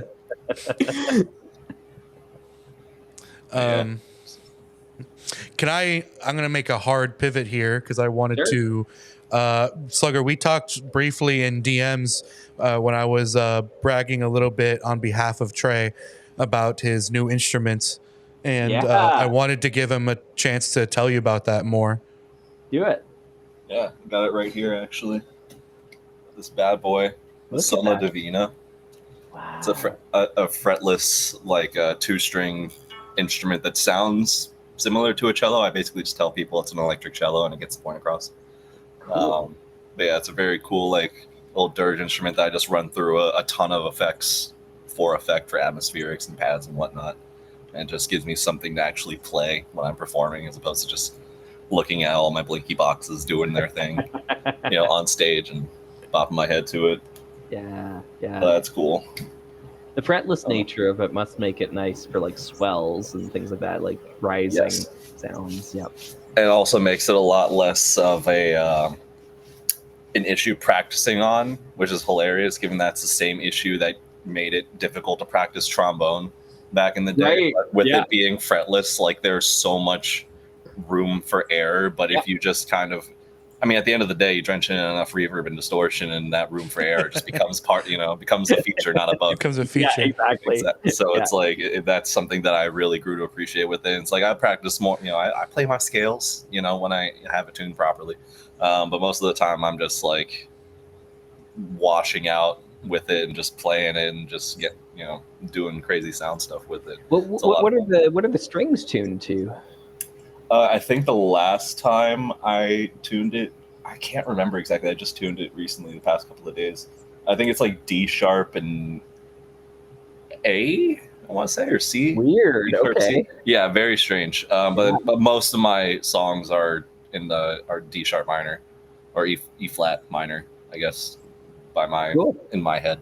Yeah. And so like I tune, that basically just be in tune with that, and learn my scale. The big string, mostly drones. I'm playing on the smaller string most of the time. But that's cool. Yeah, it's something that. What instrument do you play in your band? Mostly bass these days, but a lot of electric guitar as well. Your newer bass was really awesome. Yeah, I can talk about that too. But sorry, I'll let Trey finish what he was saying there. Well, I was just saying, like, it really got me appreciating more so kind of why people in the guitar space love their pedals so much and are so like persnickety about getting the right exact dialing in that exact right tone or what'd you call being me? able to do whatever. But I don't know. Like as a bass player, I assume you probably have like a what's your pedal board look like? I guess would be the of course, yeah. I've gone through phases up and down. I think like as a guitarist in one of my bands, I started out with no pedals, and then I got a pedal board, and I had a big pedal board, and now I'm back to no pedals again with that band. To kind of go up and down and but as a bass player, I definitely started with no pedals. It was just you just raw plug right into that amp, and you're playing your bass like that. But I've definitely, as a sound guy, I appreciate that. Yeah, fair. Yeah, I've definitely grown to appreciate how a compressor can be very useful on a bass guitar. Yeah. Oh yeah. So I've got one of those. I have a Sans amp pedal. It's the Geddy Lee special one or whatever. So that just adds a little bit of drive when I need it. Stank up the sound. And then the MXR chorus is really good. So I use that. And basically all of these effects are on 100% of the time. So I don't even put the pedal board in front of me. I just stack it on top of my amp. And then I just run the cable off of there. So set it and forget it. And you just take it to every show, plug in, and you're good to go. Right on. You've got the big ones, the compressor, the chorus, and distortion. And that's basically the all you need trio. Bass, right? Yeah. A tuner's on there too, right? Depending on how prog you're trying to get. Yeah, those are your three bases. For sure. Interesting. Well, back when you did have like the big board, what kind of like did anything stand out as far as like equipment or pedals that were really cool or like really hit the nail on a sound you were going for? Yeah, like in the guitar world, you're looking for different things, obviously, than for bass guitar. And one of my favorite, I don't know if it's a flex or not, but I just loved having people come up after a show, and you can tell the guitarists because they come up, they don't look at you, they're looking at your pedal board. They want to know how you figured out how you got your sound. And I just loved them seeing my pedal board and realizing that it was just two Boss super overdrives, like those yellow pedals, back to back. And I just hit the extra one when it's a guitar solo, and then I just have the other one on 100% of the time. And they'd always just be like, "What? That's it? You know, like that's like $40 of pedals. That's it? Like, how are you getting that tone out of $40 of pedals?" All in the fingers, baby. Yeah. So that was always fun. Yeah. I have a guitar question for you. Sure. As somebody who is not really versed in that realm at all. I produce for another podcast locally called Riffs and Rhythms. That is very guitar and drum centric. And they have a lot of other musician guests on as well. And a question that a recent one that we had was a guitar player, and I asked them the question. I'm going to ask you the same question because I want to hear your take. And it was, what are like the both subjective and the objective qualities in guitars that set them apart and make one more desirable or one less desirable? And like, what are those qualities that you look for? Oh, between different guitars? Yeah. Is that what you mean? Okay. Sorry. I guess I was interpreting it because I know things like, you know, the material it's made of can affect its tone, or, you know, things like that. But that's kind of as deep as I know about it. Right. Gosh, I'm trying to remember. I'm just going to quickly look up his name while I answer this question, because he's got amazing videos about this.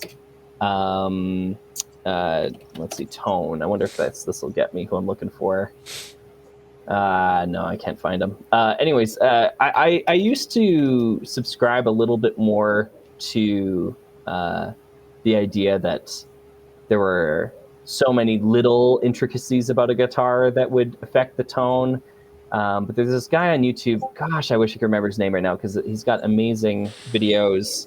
Let's see, Tonewood. I'm just gonna see if that gets me what I'm looking for.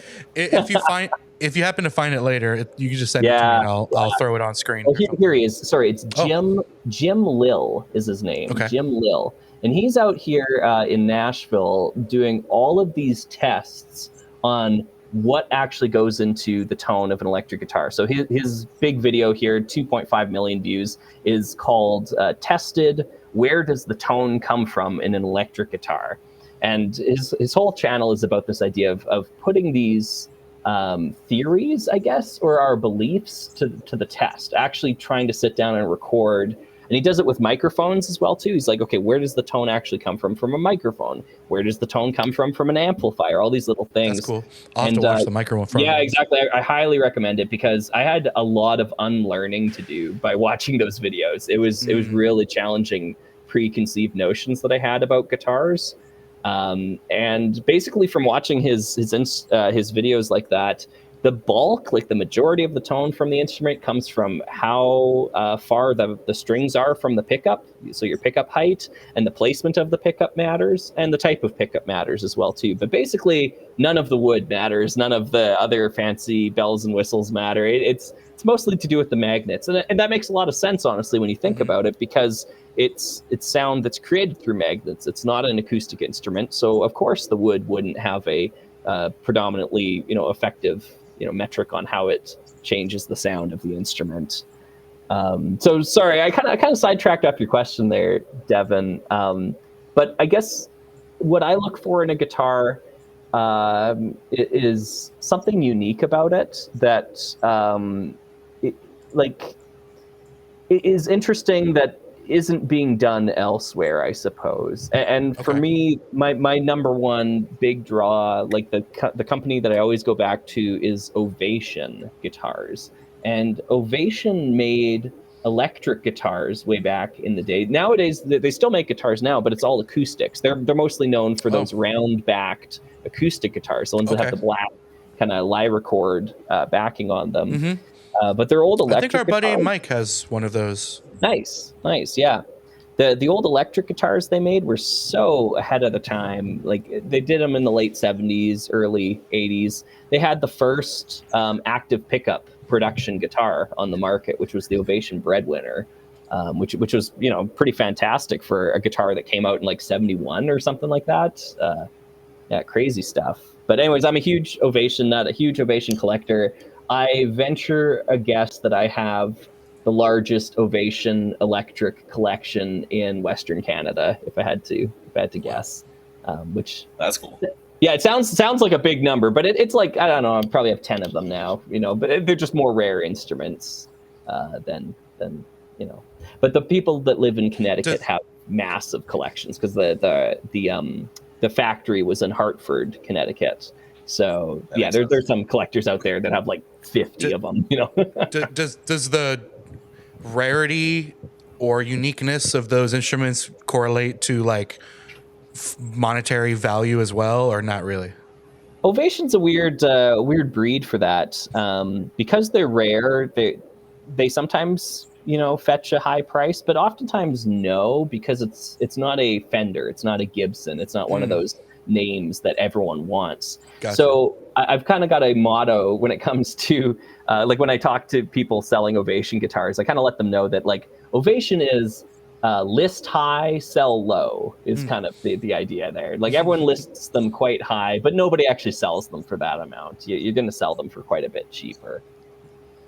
That almost sounds to me like the card market a little bit in some cases, where no, it really is the same. Where you see people listing cards for like $1,000, but in reality they're only going to sell it for like 500 probably. If you run into them. Same with the synthesizer market as well.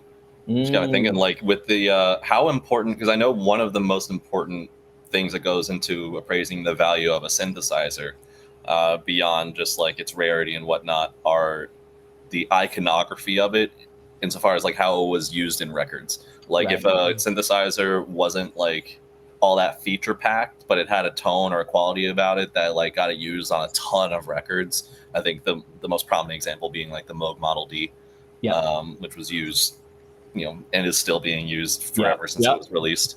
A lot of like, there wasn't a lot to that synthesizer, but it was just used on so many records that its specific tonality kind of ingrained itself. Same with microphones. Exactly. Yeah. And so like, is there kind of a parallel to that in the world of guitars? I'd imagine it's a pretty similar. Sure. Yeah. In the world of Ovation specifically, not so much. Unless, I mean, like here's probably the most famous Ovation example is the bass line in the song "Don't Stop Believing" by Journey. That's on an Ovation Magnum bass. That's a pretty iconic bass line, right? So yeah, sure, interesting. That's cool. Yeah, everybody wants the freaking SM7B because Michael Jackson used it on Thriller, and no other reason. Mm-hmm. Or Joe Rogan uses it on podcasts and no other reason. It's like, oh, these big people use it, so it must be good. Right. Yeah. I use it. Yeah. Like, well, I mean, like, Meanwhile, he's not using it. I'm not using it. Road supremacy.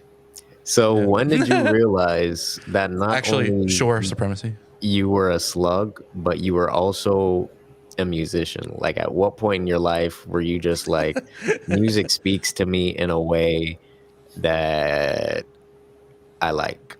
I have a really bizarre history with music, I think, when it comes down to it. Because my parents put me in piano and singing when I was like 5 years old. So I never knew anything that wasn't music before that, essentially. I don't have memories pre-music, let's say. Okay. So I've been studying music my whole life, but I never saw it as like a passion of mine until like I was in, I don't know, I want to say like high school, even like middle school, high school, that sort of time. I never listened to music. Like I didn't sit down and like recreationally listen to music until I was much older. So I just kind of saw it as like something mathematical almost, where I would go to piano and I'd, look at the notes on the page and I plink that note, I hit that note, and sing the songs, do this, do that. I enjoyed it, of course, like it was fun, but it never like spoke to me on a musical level. Let's say it was all strictly mathematical. But then I started listening to like Electric Light Orchestra and Pink Floyd and all these other artists, and it started to grow on me. And I was like, oh wow, music's actually kind of fun. Yeah. So is that what made you turn that corner for it really grab your interest more? For grabbing my interest for sure. Not for career path though. It was actually my dad who talked me into that. I was in my last year of high school. I was going to be an engineer is what I wanted to do, I think. But my dad kind of talked me out of it. He said, you've really shown a passion for music. Maybe you should pursue that instead. I haven't really seen you do anything engineering related. That's a huge dad W, honestly. Yeah. Drop out of being an engineer to pursue your passion in music. That's unheard of. I know. So that's why I kind of say it's a bizarre sort of history with that, and I'm really glad he did, because he kind of saved my life there. There's no way I would have succeeded in engineering. That's just you don't think so? No. I had I was actually roommates with an engineer in university, and actually now we live right next to each other, which is kind of funny. Yeah, that's cool. It's just down the road. What type of engineering was it that you were? Oh, he was in almost gonna do. Yeah. Oh, for me, I have no idea. Yeah. It was just this vague idea of like, oh, maybe I'll design bridges. I'll be a civil engineer or something like that. Okay. I don't know. Yeah. I don't know. So, yeah. And then I, studied music at university, and then I did my education degree after that. And the rest is history, I guess. Now. You should call yourself a tone engineer. So, what you're telling me is your parents put you in the music class, and ever since then, you just been a scientist when it comes to this music shit? I guess. Yeah. very, very Maybe they sent something in you, like before they even put you in that class. You might have known, like, you had some kind of musical love from an early age. You know what's also interesting is that there was a very specific moment, and I remember the day like as if it was yesterday, as to when music kind of unlocked for me. And again, it was quite late. Like I was a pretty late bloomer for music, I feel. So I was in high school, and my piano teacher at the time was trying to help me get through this song. And like I was saying earlier, like when I was reading sheet music, it was very much like I see the note on the page, I plink the key on the piano. Like there was nothing musical about what I was doing. I was just trying to follow the instructions as best as I could. Mm-hmm. And my piano teacher kind of stopped me and she said, like music is just made up of chords. There's a structure to what's going on here. And I remember walking home and thinking about that, like, that's interesting. And when I got home, I took out a guitar book that I had. It was actually Electric Light Orchestra songs, and I opened up to Telephone Line, and I looked at the guitar chords written up above, and I saw, okay, C. Well, I'll just play a C chord on the piano, and then I play the C, and I'm like, oh, telephone line, go to the next chord, give me a sign, and I was like, whoa, and I figured out that's how music's made. It's made with chords, and that was the Rubicon that I crossed, and no longer was music this magical thing that could not be understood. It was something that was knowable, it was achievable, and became so much more interesting to me in that moment, I think. What age would you say you were at that time? I don't know, 16, 17, something like that. Yeah. I can relate a little bit because obviously not from a musician standpoint, but just from a interest and passion standpoint. I was also extremely late to music as an interest in my life because prior to like 2021, my whole focus was just on like video creation stuff. And I accidentally fell into this this circle of people that were all music oriented, and it kind of expanded my horizons and showed me kind of a whole other layer of creation, and it kind of like opened my eyes to something that I talk about a lot now is active listening, like with music, and like really like not just like, okay, there's a song playing, but now it's like listening to it and like thinking about all the pieces of it that make it up, and what goes into it, and that's way more fascinating. And then the sound engineering aspect that I do more, this became way more fascinating to me, because I also didn't grow up with music as like a center point in my life, really. Like it was not a main focus or a passion, and I wouldn't say creating music is a passion now, but music as a culture, I guess, is interesting to me. And in theory, and like, you know, I don't think I'll go down the path of creating music necessarily, or like for work, but I definitely enjoy. I'm a lot more into it now, and a lot more actively creating music. Me and him have a song together that we're working on. All right, that's true. That is true. We do have a song. Sneezing right to your face. Okay, but what I mean is that I don't. What I mean, that is true. What I mean is that I don't see it being like a main focus of my life. Right. However, I do have a lot more respect and interest in it than I ever did before, because I just didn't really grow up with it as like it was around. Obviously, I wasn't sheltered from music, but I was just not like. I was not like touched by it. Yeah, I was not like touched by it. I was not like I don't know.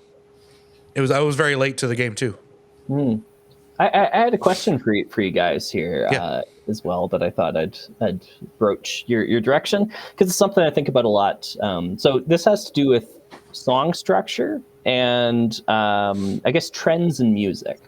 So I guess my question is, are you noticing any new trends in the way that songs are written? And I'll give you a couple of examples to kind of frame the answer, because when we saw the rise of Spotify being a big thing, we then saw the death of the intro of a song. Like a lot of songs were then written without having an intro, because you want to get that 30-second mark. You want to get your chorus as early in the song as possible to get your Spotify royalties.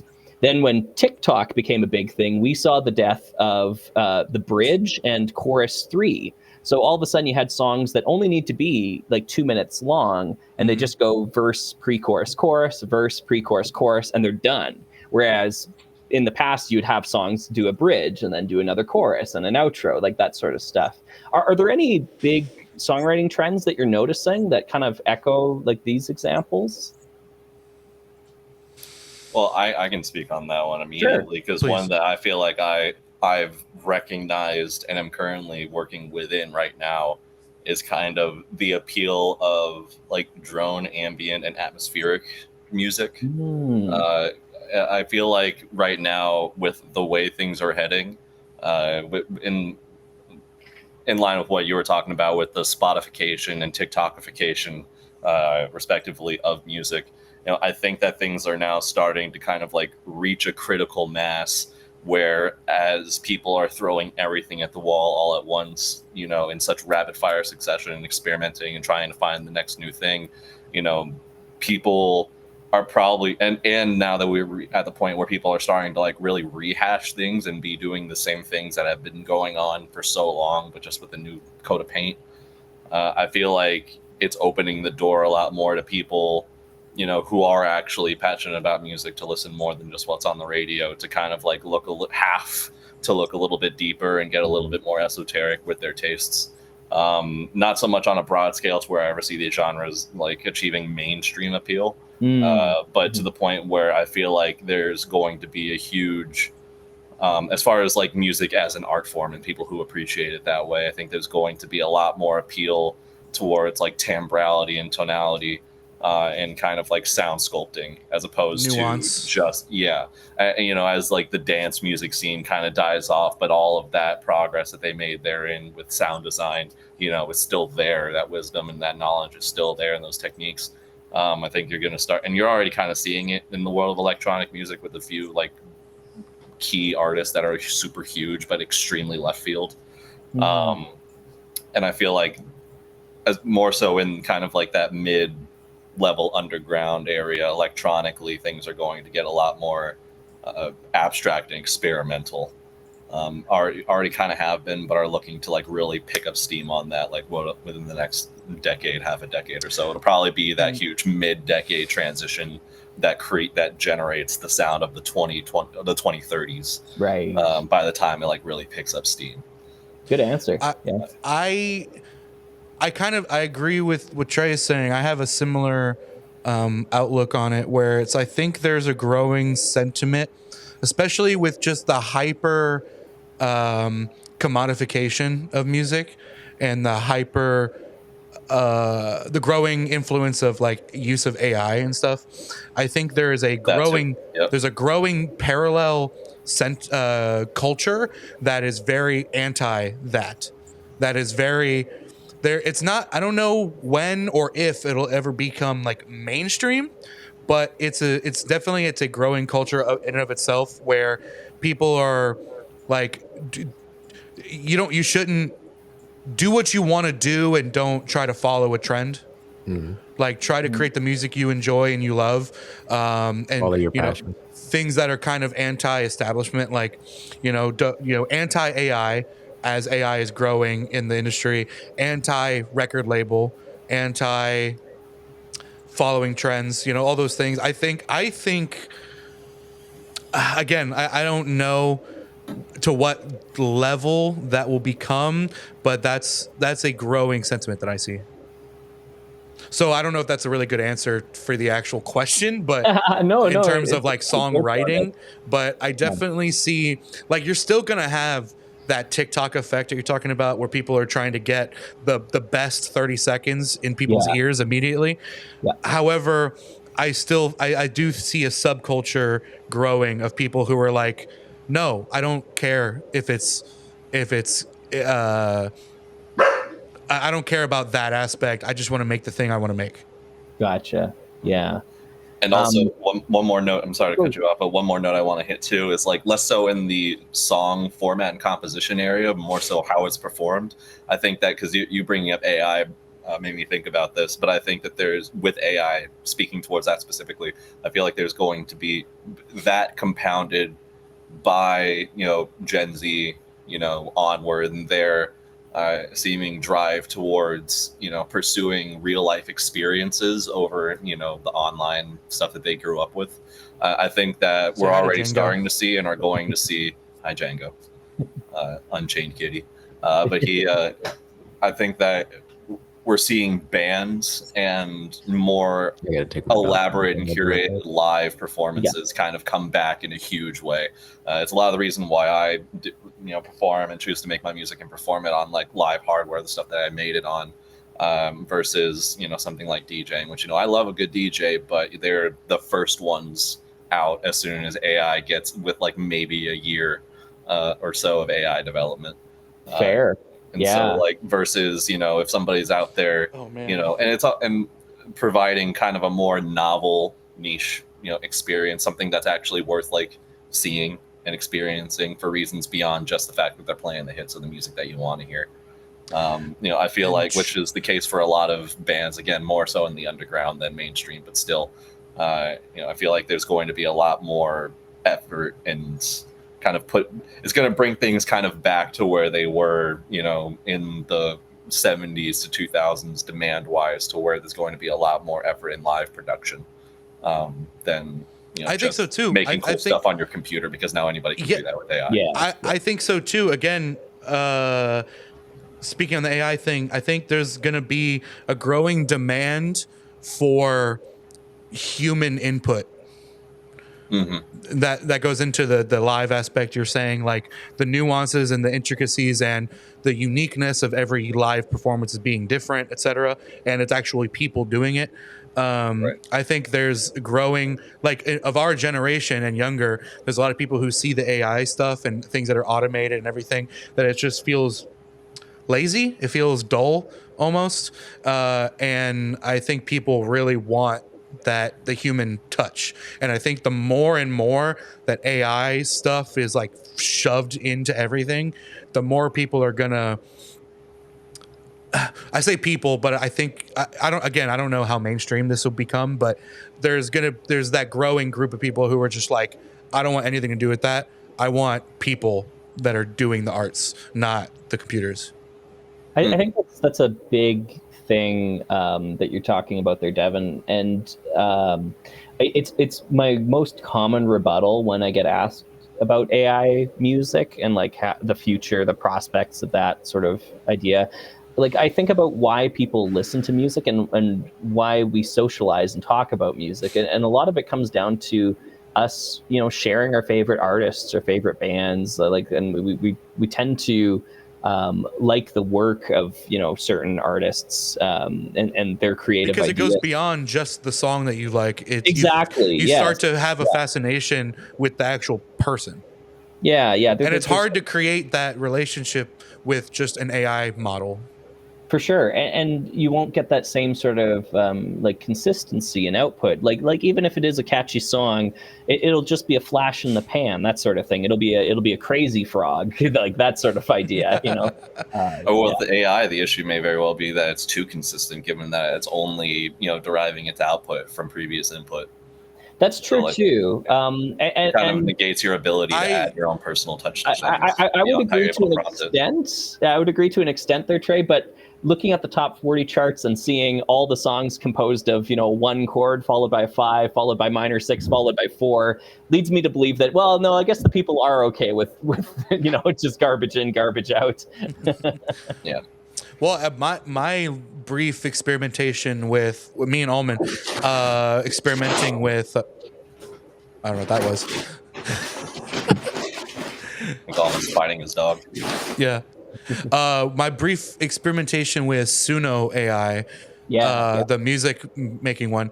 It's interesting because I kind of agree with both of you, because it's all very samey sounding, but every once in a while you get one gem that's kind of unique. Mm-hmm. But they all sound very similar. Does that make sense? Yep. I've experimented with it a little bit, not recently, about a year ago, I think maybe is when I was kind of diving in. And the one thing that really that was a constant thing that kept coming up every time I was generating, songs to experiment with, was that they sound so directionless. There's just like no through line. There's no like vision to it. Yeah. And I found that it was pretty easy to generate like ambient sort of sounds, which makes me kind of fear for the future of that particular genre. I hope that's not death knell of ambient music, because ambient artists create some really fascinating stuff. But yeah, the directionlessness of AI music was really off-putting to me as a listener. You just tell the songs weren't going anywhere, Yeah.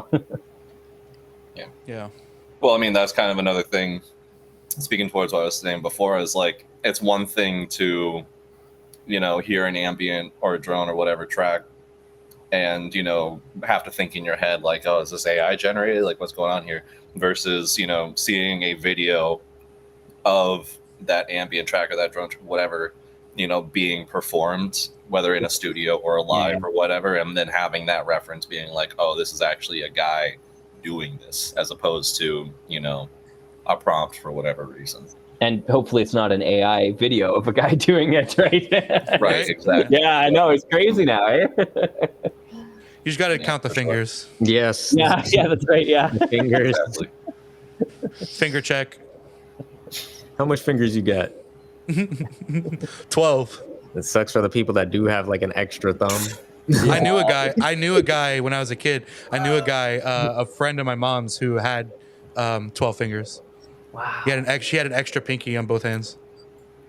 That reminds me of this. I saw a post of somebody who made like a thumb prosthetic back when the finger check was like a real like big thing. Oh, so if you're ever out, that. Yeah. So if you're ever out in public and you just like take selfies with people you don't know and they end up being like an Epstein or something, you can just be like, oh no, see, that photo isn't real. I got an extra thumb. Just say any photo you're in isn't real. That's a That's deep awesome. photo. Yo, isn't it crazy the evolution from deepfakes to where we are with AI right now? Yeah, from Will Smith eating spaghetti. Yeah. Well, that's a callback. Yeah. Mm-hmm. I remember that being like the big one that got AI into like the real mainstream attention back in the day. Do any of you, like, here's another question for you, I guess. Do any of you actually use like any AI products or like services in your day to day? I don't. I've been very pessimistic about like the potential of AI strictly because I don't find a need for any of it. Like I just don't use any of it. So I'm just curious, am I the odd one out here? The only usage I usually use AI for is I'll Google search and then that'll have like AI stuff. Yeah, I guess it does pop up there. Yeah. And but you can turn it off. And then there's also sometimes I'll use it like for a quick part in a video or whatever, just to like turn something into being a little more alive or just make it completely random. Like a visual thing? Is that what you mean? like a visual thing. Yeah. And then that will be about the most I ever really do with AI. But I've been hearing that apparently like these AI data centers use up so much water to like cool down the actual servers for the AI. I guess they use they get so hot that they need a lot of water, and then the water itself, I guess, evaporates because of how hot these servers get. So we will be seeing a lot of things happening with AI. I think AI is going to... Okay, give me 1 second. No worries. Yeah. I guess also just to clarify too, I'm not trying to make this a moral question. I'm not trying to weight this and say like, oh, if you use AI, you're a bad person or anything like that. I'm just genuinely curious. So you're saying you hate nature? Yeah, exactly, right? Yeah. No, I think Almond's evil. He's trying to destroy the universe. I am trying to destroy the universe. But only because after I destroy it, I think it'll be better. Nice. Clean it with fire. A man of entropy. Clean it with fire. A man of entropy. I just feel like AI is going to, if it really does use that much water, it's going to start killing us with like us using it. We're going to be killing ourselves. We might even turn ourselves into Mars with how Mars used to have water, but is dried up. I mean, when water evaporates, it goes back into the water cycle, though. I mean, so as long as we aren't like inhibiting the water cycle, I don't know if the cycle gets to go back to itself with the level of heat that like is involved. Like I don't know if it. I'm no hydrologist, so I'm not even. Yeah, I don't know if you can like precipitate so hot that it achieves escape velocity and like it burns so hot it just turns into fucking steam and it's gone. Like I don't know, hyper steam. It stays there. I don't know if they're using the same water over and over. What we got to do is as these data center server farms are spinning up, we just got to put steam turbines above them, and we generate more power again. Yeah, there you go. That might be the move. But I'm actually kind of an interesting case with the AI thing because, like, as a musician, right, who absolutely refuses to use AI in any of my creative stuff, I don't really have much of a use for AI either. And so I haven't really got into it all that much. But I just recently started using Grok to kind of help out and like learn a bit more about Touch Designer, which is this program that I'm learning how to use and have been over the past couple of months. It's like this node-based reactive visualizer program. Interesting. And so like there are a lot of really brilliant tutorials online for it, but it's at the level that I'm at, it's a completely foreign kind of like language and structure of how things are built and done versus how they are in music. So it's a lot of relearning things and certain habits, and so following things bit by bit to my ADD addled internet brain rotted brick by brick, maybe. Yeah, brick by, so to speak.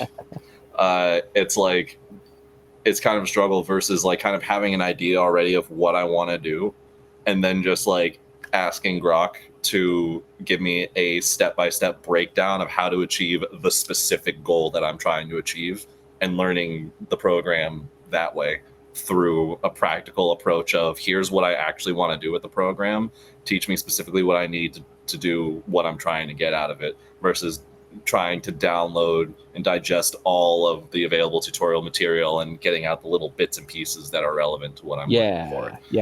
So it's been extremely helpful for that as like a learning tool.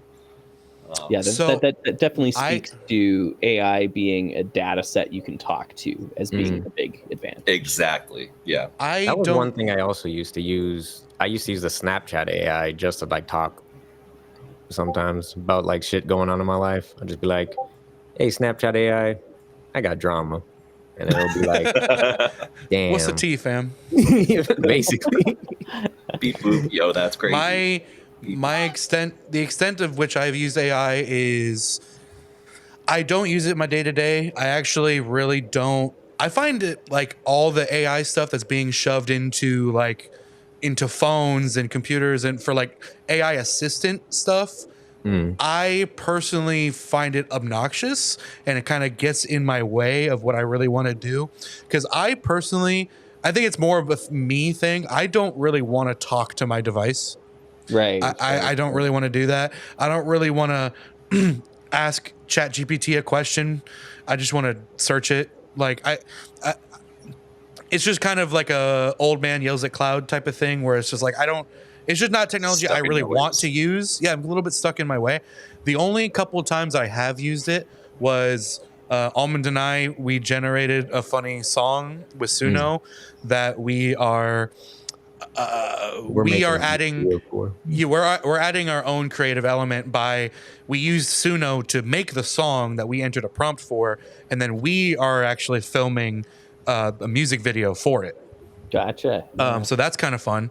And then the other thing was, I have a spin-off podcast series, like an unnumbered, like bonus content called Box Thoughts. Bless you. That's thank you. To be frank, it's a very low effort type of endeavor. That's kind of just for like me and the boys to chat. We just hang out. We don't really have guests on it. We don't really like plan it or anything.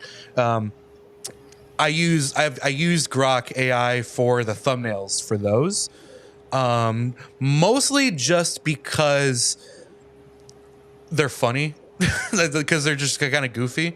No other reason, because it would take a lot more effort and time for me to Photoshop or create the thing that I have in mind for it. When the inherent goal of that series is to be low effort in the first place. So I'd rather just use the AI image for that. Gotcha. Yeah. But beyond that, I don't really use AI for anything. I guess I use Adobe Premiere for editing, and I'm sure there's probably AI elements implemented in there that I'm not directly aware of.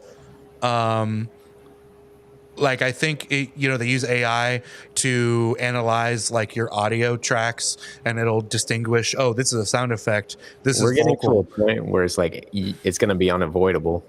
You're going to be dealing with AI wherever you go, I feel like. Well, they already did that with you can play an instrument. Which I forget which phone it was, but a couple years ago, I think it was a Samsung phone that they came out with that. There was a big controversy about like people taking pictures of the moon, and the phone camera would alter the image to enhance it.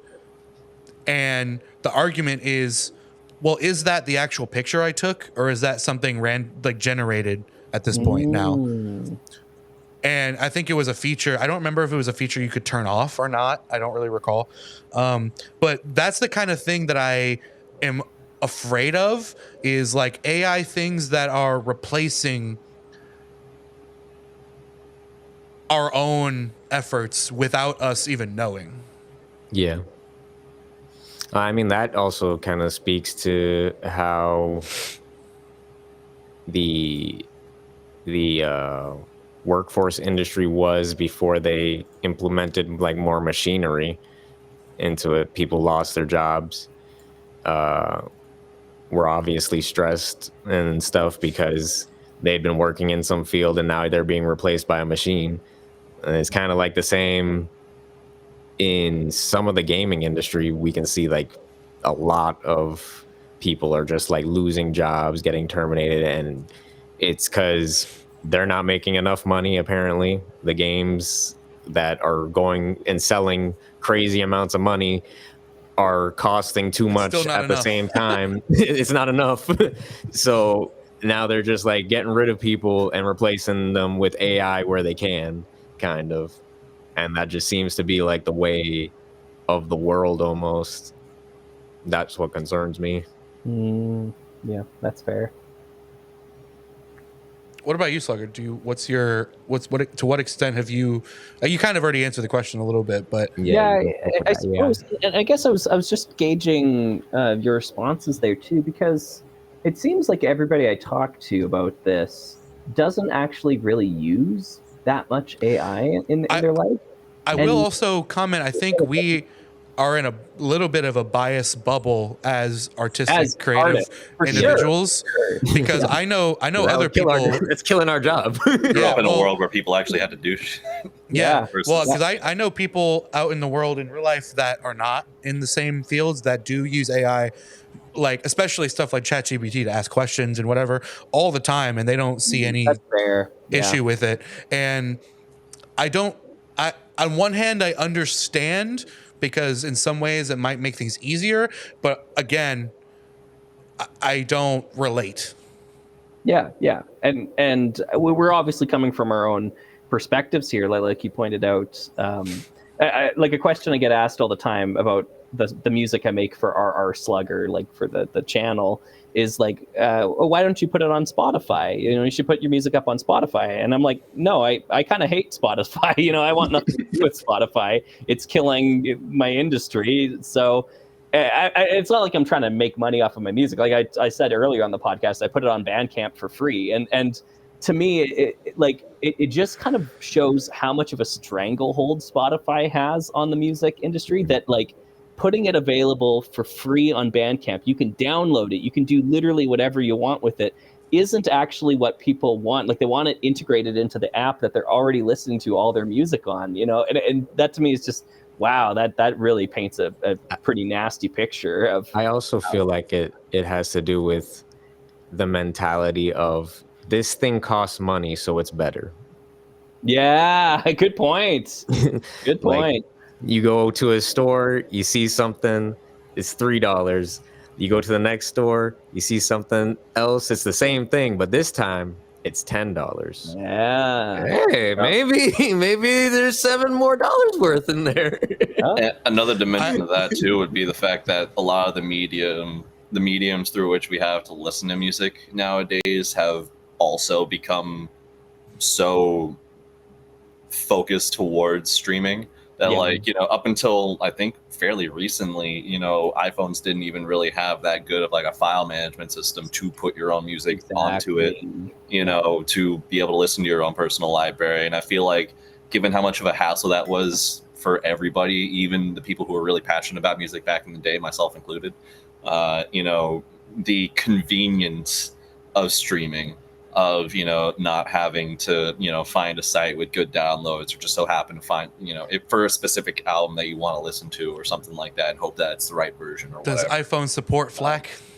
Yeah, well, no, still Yeah, to this day, no, which is yeah. But in any event, and that's the thing too, is like I would probably have a far more robust Bandcamp library with a lot more money invested into it if the least expensive, like dedicated, like media player option, which was ironically enough the Sony Walkman, the modern day Sony Walkman, didn't start at like $600 freaking dollars or something crazy. Like yeah, it's bad. Or like the newer Zunes or something like that. But they're like these extremely niche products that can play lossless audio codecs, and based on their ability to do that, I guess cost like 10 times more than your any other given Chinese knockoff MP3 player you can get on Amazon. And so it's like there's not really that. It's like everybody made the switch to the more convenient option, and then they progressively made the older inconvenient option even more inconvenient, right, in order to adapt to that industry change. This is a great point, Trey. Yeah. That's just something that I've experienced in my own personal life too. Mm-hmm. I also want to going back to talking about the growing sentiment against AI art is I feel like what part of it's tricky because part of the inherent value or part of why we value art is the struggle of what went into creating it in the first place. Mm-hmm. And AI just typing in prompts removes so much of that. Also, the creative nature of just a human being, like a whole human being created this piece of art, and there's like layers to each person, like why they created that art, what that art means to them. When an AI makes something, it's just because you told it to. There's not really like the depth of what this It doesn't means, have intention. So that's what I said. I said this also on Riffs and Rhythms, where that's my gripe with, or that's why I think AI will take a long time to be indistinguishable fully from human-made art, because AI does not have needs and desires or intention or direction like humans do. And so that goes a long way into why and how we create what we create. Well, and something I noticed with a lot of AI, especially the one, because I also used a DeepSeek for a little bit, just experimenting with it as like a client-side AI option that was just like private on my computer and seeing what I could do with that. And I've noticed any time that I tried to interact humanly, like in a human manner with this machine, it'll give you its thought process on how it came to the answer it gave you before it gives you your answer, kind of like in real time as it's like crunching the logic. Yeah, it's awesome. And I realized, yes. And I realized as I was reading its mind, as I was reading the robot's mind, literally, that a lot of the human inflections were more so interpreted as a means to derive a character judgment of the prompter, of the user, more so than and kind of like how to ameliorate their responses to those sensibilities versus what did you say? He used that word again. Amelia Earhart. Anyway, fuck. Sorry, way to just stunlock me in the middle of a thought. Stunlocked me too. I was like, what the But that's a throwback to a podcast that hasn't even come out yet. Yeah. What was I saying? I'm sorry. You were talking about reading the robot's mind and how it interprets your right. So things. So I'm wondering if AI, given how DeepSeek, which is one of the most powerful AI algorithms out there, thinks about things in this manner, and to the degree that AI is capable of thinking outside of that box, like it kind of halts AI from creating anything really compelling to people who are looking for anything more interesting than just the lowest common denominator, 4-chord, intro, beat, chorus, whatever type stuff that's like super popular nowadays. Just because at a certain level, at a certain point, due to its derivative nature, it's going to require human input in order to create something that's more than the sum of its parts, because it lacks that kind of rationale to reach certain conclusions in a creative way that humans do when they're creating music. Like on a technical, like objective level, in the same way as you can't pour a rock out of a bottle. Like you can't you won't, asking AI to prompt something will get you a drastically different result than you trying to figure something out and coming to what may be a wildly different conclusion than you expected, but one that still achieves the same goal. And that's where, the real unique sound comes from in an artist, generally speaking. I think AI is a valid tool for creating individual elements of something, and then the creator or the human is what needs to actually give it meaning and direction and how to actually put them together, you know? So I think, like, for example, if we're going to take just a micro example, like a show flyer or something, like I see that as a growing trend now. A lot of people using AI for creating like event flyers and stuff. I think if you use AI to, like, okay, I don't know if this is a real thing, but I'm just going to make up something. Let's say you want AI to create a particular font, like a typeface that you want to use. Okay, AI generated that. Now you get to actually decide how to use it on the product. I think that's valid. Or if it's like, okay, I want AI to create this outline of this shape, and then I'm going to color it in, shade it, paste it into this thing to create something broader. That is, like, to me, a valid use of it. But when you're using AI for start to finish, that is just taking all the struggle, all the emotion, all the artistic endeavor out of it, in my opinion. I get where you're coming from, Devin. I think a fair number of folks, at least the ones I've talked to, would probably disagree. I'm not sure where I personally stand on all of that, but obviously one of the big points of contention when it comes down to the ethics of AI art is how it, kind of, I guess, scrapes the works of others without their consent is the big. That is a big thing, problem right? too. Yes, I agree. But at the same time, I don't know how to morally define the difference between an AI doing that and myself doing that. Looking at, because at the end of the day, we're just biological algorithms. Because when you do it, it requires a certain amount of effort, and no matter how much effort you put, it's still put through the filter of your specific playstyle and sensibilities and level of skill in order to recreate that. So if you were going to recreate something exactly as somebody else did, that in and of itself would be artistically viable insofar as it's demonstrating a level of dedication to an appreciation for the original source material to be able to recreate it to such a level of fidelity. But AI doing that is literally it's effectively just copy pasting what the original was and changing its answers, so to speak. I morally agree with you, Trey. It's really hard for me to find a quantifiable way to differentiate the two, right? Because what you were speaking to was levels of effort and and quality, and I just don't know what's the metric there. Is that making any sense? Well, it's one of those things that makes art such a metaphysical pursuit. Is that music theory is kind of on that same liminal space as psychology when it comes to music as an art versus this this metaphysical phenomenon that we're just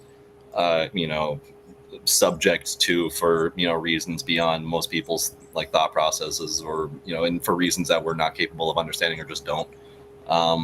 And AI obviously isn't going to be developing those understandings of things or doing anything with the craft beyond, or in a way that even passively, a lot of more amateur musicians or people that are just figuring things out would be able to express.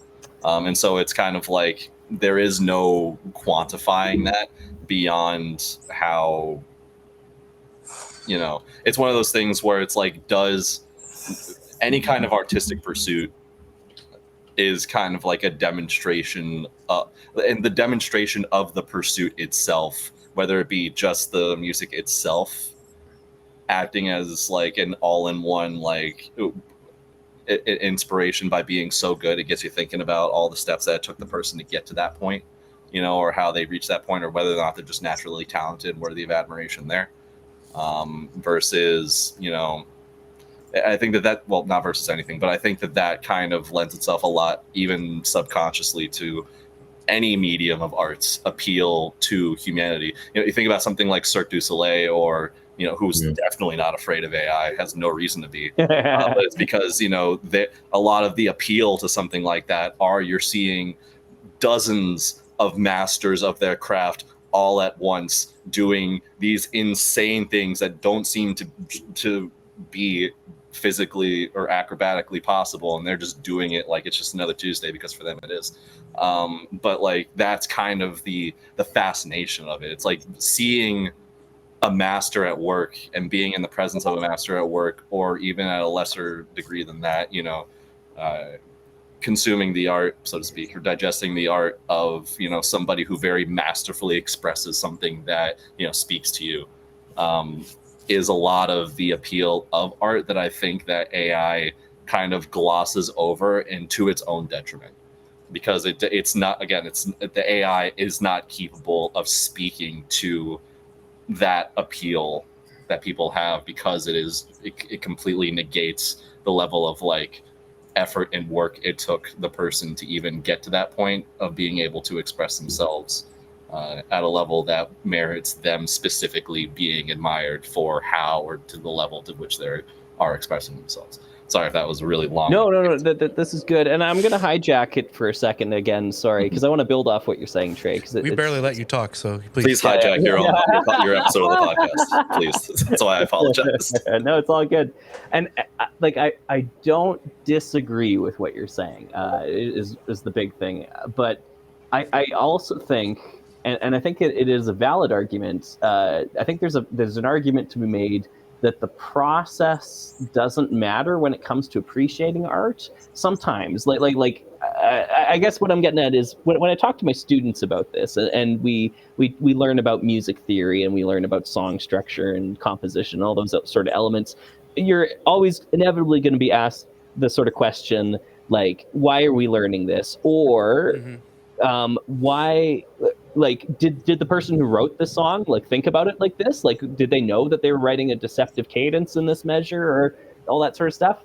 And my answer is usually probably not, but also it doesn't matter that they didn't know, because we use music theory as a way to understand the product. We're understanding why the art works, and we use music theory to explain it. You can use music theory as a way to create art, but you don't have to. And when I look at music through that lens, all of a sudden, that process that we're talking about, it doesn't matter as much, because everyone's coming at it from a different angle.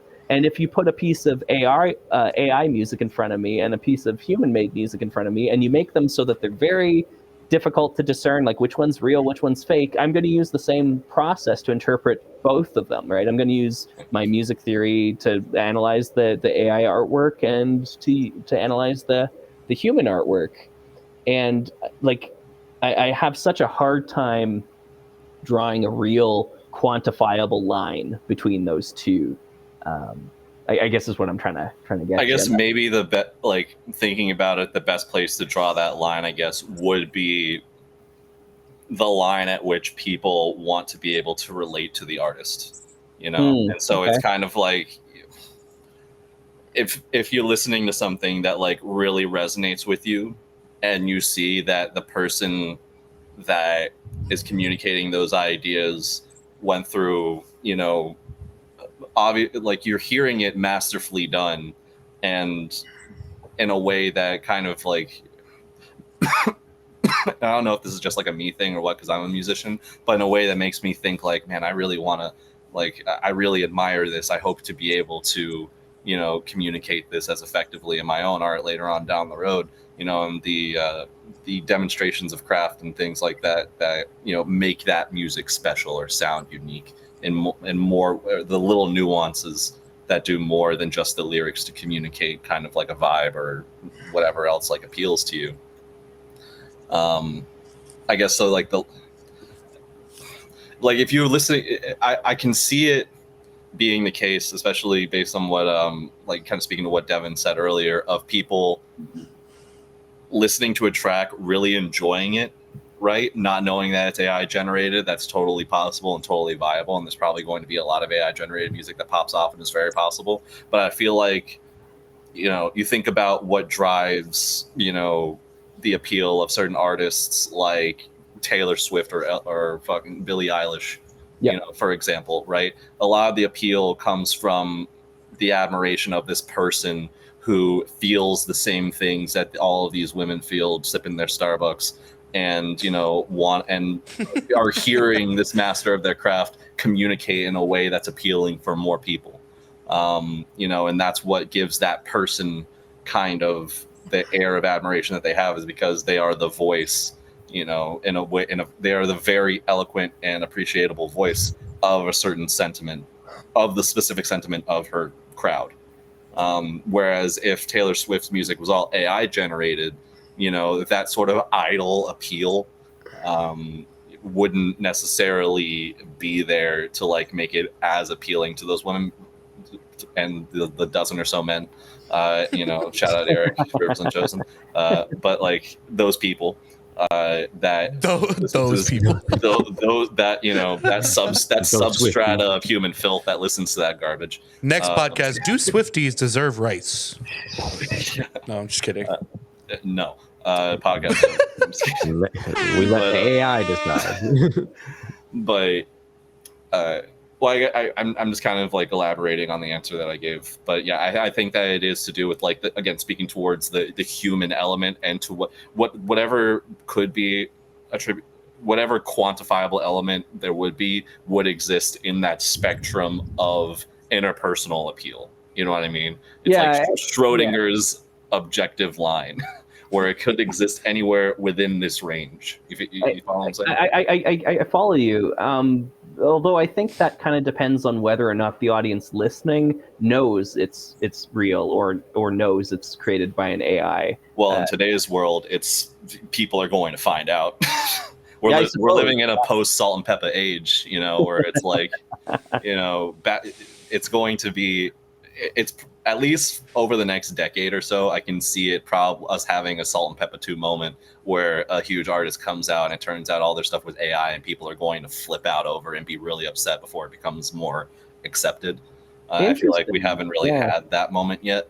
But I feel like seeing how people react to that will be kind of the indication of like how important that is, that I can't speak on right now because I'm not. Yeah, fair. Yeah. And I'm hypothesizing about that as well too. Like just pontificating, wondering whether or not like the reaction would be all that negative or not. Like if Taylor Swift, for example, we learned that one of her songs used a bunch of AI elements in it, or it was completely fabricated via AI.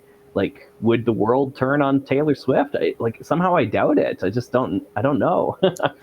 I don't think it will be, the entire Swiftie population, but I do feel like there will be a faction that definitely. Yeah, that's fair. Yeah. That's like feels betrayed for one. Yeah. Like they would have been supporting this artist for however many years, buying their stuff, and it turns out it wasn't them, or they were faking the whole time. That might put a sour taste in somebody's mouth. in like the pop music, very formulaic production space, what separates like an AI generated song versus a producer that just throws a bunch of loops that somebody else made together into according to a formula, according to a what's like different between those? Yeah. Spears. Yeah, like the human element is the difference there, but like that's the thing I have a hard time quantifying, right? I agree. The human element is different, but the product is not much different in that specific case. I just thought of something. A funny hypothetical popped into my head of there being like a music outfit that is just all AI generated music, but that has like a live band that performs it. And like you go on stage, or like the band goes on stage and everybody applauds, like goes crazy, and then they wheel out a stool with like the Mac Mini that all the songs were generated on, that just sitting on it onto the stage, and the crowd goes ballistic. Because it's like you see Taylor there, it's like, oh, this is the person. That's the person that made the music that I appreciate and relate to so much. And now it's just like, yeah, there's the computer that the song I relate to so much is on. Oh my god! You almost have that with Vocaloid. Like the Vocaloids, yeah. Like yes. Well, that speaks towards like the idol appeal that I was talking about beforehand. Japan, as with everything, is like decades ahead of the curve, including corporate dystopianism. But like they have. I just learned about black companies the other day. Yeah, that is spooky shit. But that's an example of it being done really well. But also to the Vocaloid angle of things, that music is still being written and composed by people.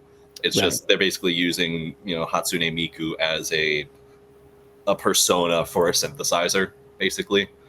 And so there's still a lot of the human it's just it kind of turns the issue that we're discussing now in this conversation just kind of on its head in reverse, where it's focusing more on gauging people's appeal for or if anything, it's a perfectly solid argument for what I was saying, because it proves that idol appeal does ultimately matter a significant amount more, than people might think, because sometimes that's all you need in order for a track or a piece of music to like really, break out and become something, bigger.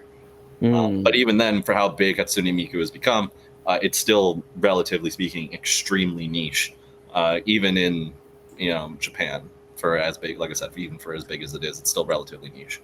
Right. So, it's kind of hard to say whether or not that, when it's another virtual idol, but now being made with music that is also virtually composed, not by people, but by a computer, it's like, will something that's already having such a hard time breaking out of its niche be able to more readily break free of its niche with that added issue of it being created completely artificially? Or that would be kind of my assumption, but it's hard to say. Yeah, that's something to think about for sure. Yeah. Do you think we're getting closer to being in the next Terminator movie? Yeah. Oh man, closer is I feel like is definitely an objective thing that could be said. Whether that's the direction we're definitely getting closer. Closer. I want to bring up a point. I've been sitting here ruminating on this, trying to think of exactly how to articulate this thought.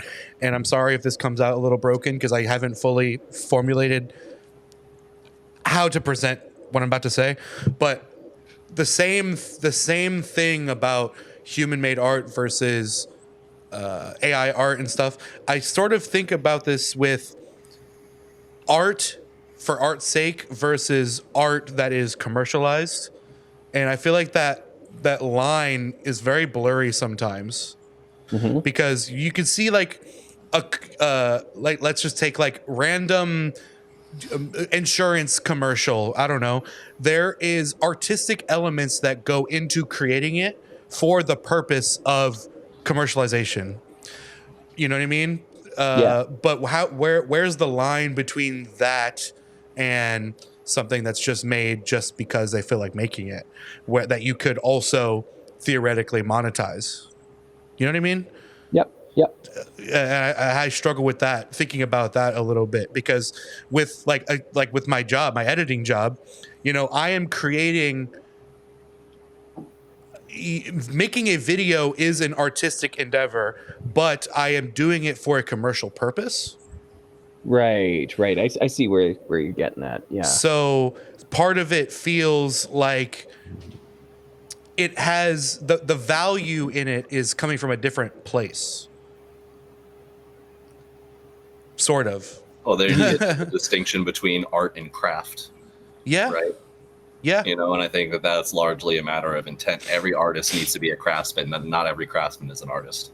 There you go. And I think that the Yeah. good craftsmen that aren't artists are probably the ones that are, the ones in the super high echelons of, that industry, especially the ones that develop that artistic taste over time, in line with, what's worked for them commercially. Yeah. So I know it's not my cast, but I just had an answer for that. No, I mean that's completely. I didn't think about it like that. Yeah. Yeah. It's like what you were talking about before with the master builders and them being able to like do anything with that. Like those guys are master craftsmen, which allow them to, really pursue the art of Lego at a level that most people who aren't as, initiated into the craft over however many years, wouldn't necessarily be able to, figure out a part out on their own, just starting out, something like that. I want to. We're coming up on 3 hours, so I'm going to start winding down here. But before doing that, I wanted to throw it over to Almond again because I know he had prepared some questions. I wanted to see if he had gotten through and everything. If he had anything else. Well, let me see. I had a question list board. No, I went through the board. Okay. Awesome. Thank you. No, I asked all my questions really. Most of my questions for you were just based on like mental health, your creative, like, oh, what is your creative process? What gets you in the creative mood? What you do? What's your ritualistic creative type shit? Mm-hmm. Well, at first I butcher a live chicken, and then Yeah, no, that's how I do it too. This guy, he knows. No, that's a great question, Almond. You put down a mat with a bunch of video ideas, and you cut off the chicken's head, and it runs around, and whatever its body lands on is what you do. Yeah. Not a lot of Canadian Santeria practitioners out there. That's no, not really. Representing. Yeah. I like when it comes to like everything I do in the videos is scripted, right? So I write a script first. So everything's got to start there. But I don't usually have a framework. Usually it's just I start typing at the very start and I just go and I just keep typing, and then sometimes I'll go back and edit things as I do it. But I don't build up a structure in that sort of sense. But sometimes it's tough to get creative, and sometimes you just got to force yourself to sit down and actually do it. And this is more general advice, but in our world of so many daily distractions, it's if you're always tempted to go watch something on your phone or go play video games or do this or do that, you'll never be able to sit down and be creative. You just got to get bored, I think, is a big part of it. You gotta let yourself have that time to breathe and that downtime. Yep, absolutely. Do you feel, or the threat of deadlines? The looming threat of deadlines definitely motivates me. Yeah. When it comes to you writing your scripts, do you write word for word what you're going to go through, or do you have more of a set list of topics that you want to cover and maybe key points to each topic? How do you compose your scripts, if you don't mind me asking? Yeah, no, I don't mind at all. I'm fortunate that my written voice is very similar to my spoken voice, and so everything I write and everything I say in a video is something I've written down on the page. And when I'm even just writing emails and things like that, I feel like I'm writing in a language that sounds exactly the way that I speak, and because of that, those two being so interlinked, it makes it very easy for me to speak what I've written. Essentially, is what I'm trying to say. It doesn't feel like I'm speaking someone else's words, if that makes sense. You're speaking through yourself, truly. Yeah, I suppose. Yeah. And in my head, as I'm going through, I'm thinking about, okay, I want to make sure I talk about this element of the set, or I want to talk about this and link it to this sort of philosophical discussion. But I don't have any formal list that I go through. And sometimes I miss things, which is always a shame, because it's oh man, if I planned this a little better, I wouldn't have missed that. But oh well, The nature of the business. Yeah, I guess. Sorry, go ahead. Go ahead. You first. I was going to ask, do you, outside of the YouTube channel and the Slugger persona, in your music life or on stage or anything like that, do you embrace an alter ego or persona, or is it just you flat out? Or it's pretty authentically me, honestly, and the only thing that really separates Slugger from me is just the amount of swearing that I do. All right. I was told I had to be PG on this. Yeah, I know. I did my best. Yeah, I appreciate that. Like, basically, when I go into Slugger mode, I'm using my teacher voice. Okay. Sure. Okay. Yeah, and I'm really used to flipping into that. Like I'm in teacher mode now, so now I don't swear, and I make sure I think about everything I say before I say it. Because there's no profession out there scrutinized more than a teacher is. Honestly, like that is one of the big. Yeah. Yeah. So you got to be careful. Well, it really makes sense for the type of videos you make because it adds that element of authoritativeness and also the fact that you're able to articulate your thoughts in a very, very thought out manner, to be redundant, without like swearing or like a lot of slang and whatever. It really comes off more. It adds to the level of like authenticity and passion that you show, because it shows that you're actually like sitting and really contemplating what you're going to say and putting your thoughts together rather than just hitting go and start and speaking. Yeah. So although I don't follow in those footsteps, I do appreciate it. That's fair. It's honestly, I've received comments that it's off-putting to some people as well too. So really, yeah, they just find it as I sound pretentious, or I sound, like my opinion is fact, or this or that, and fair. I feel like you speak like you come from a place of knowledge. I don't know if that necessarily means you're pretentious. Yeah. I appreciate it because you make content that I could show to anybody, basically. I could show it to my I could show it to my little sister. I could show it to my uncle. I could show it to my grandpa, whatever, and like everybody will get it. Yeah, it appeals widely in a sense. Like maybe not the topic might not appeal widely, but the presentation of it has a wide appeal, in my opinion. Innocence. Because of like a sense of like maturity. I think there's also maybe, obviously you guys are seeing it here. There's a stark contrast between the scripted Slugger voice and like the off-camera Slugger voice. I just feel like I communicate like a normal person, but I don't go through my day-to-day saying like, belonging to 1992 Space Police theme, the Solar Snoopers, the futuristic blah blah blah. Like it's not how I talk in real life. Like nobody talks like that.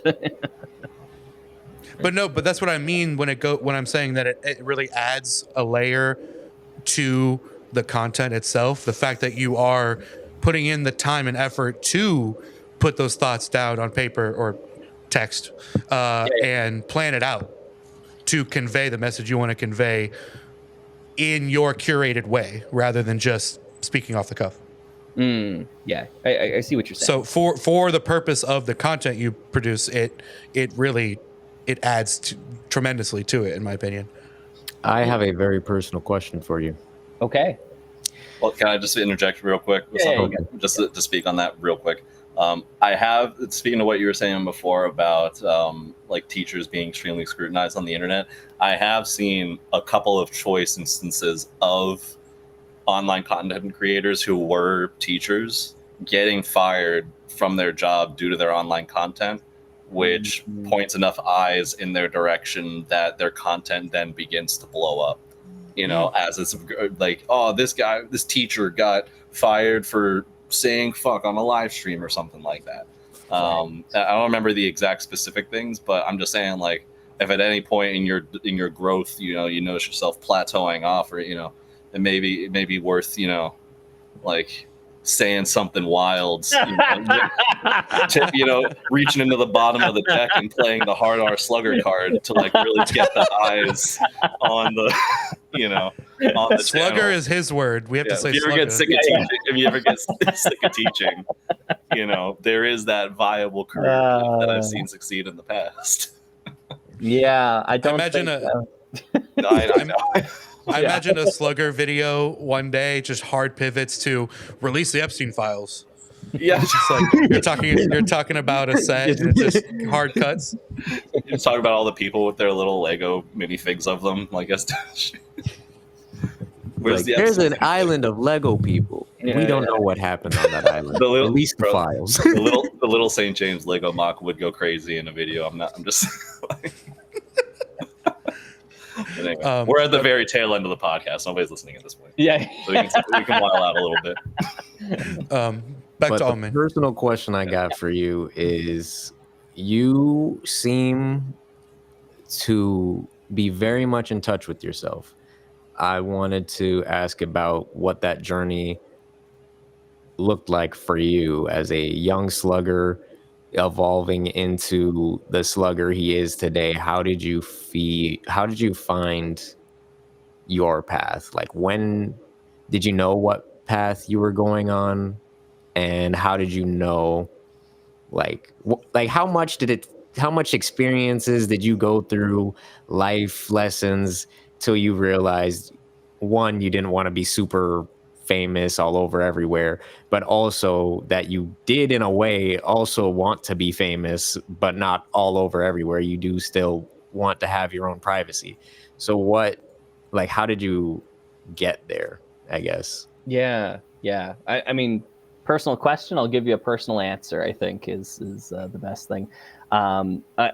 There was definitely a time, I would say, in my early 20s. Let's put it around there, where I genuinely don't think I was a good person. I just wasn't a nice human being, and it's actually I really thank my partner who I've been with now 11 years now. I think we've been together, and she really helped, like, fix me. It's essentially when it comes down to, right? Like, I was fully in on that bro culture, like toxic masculinity, this and that, like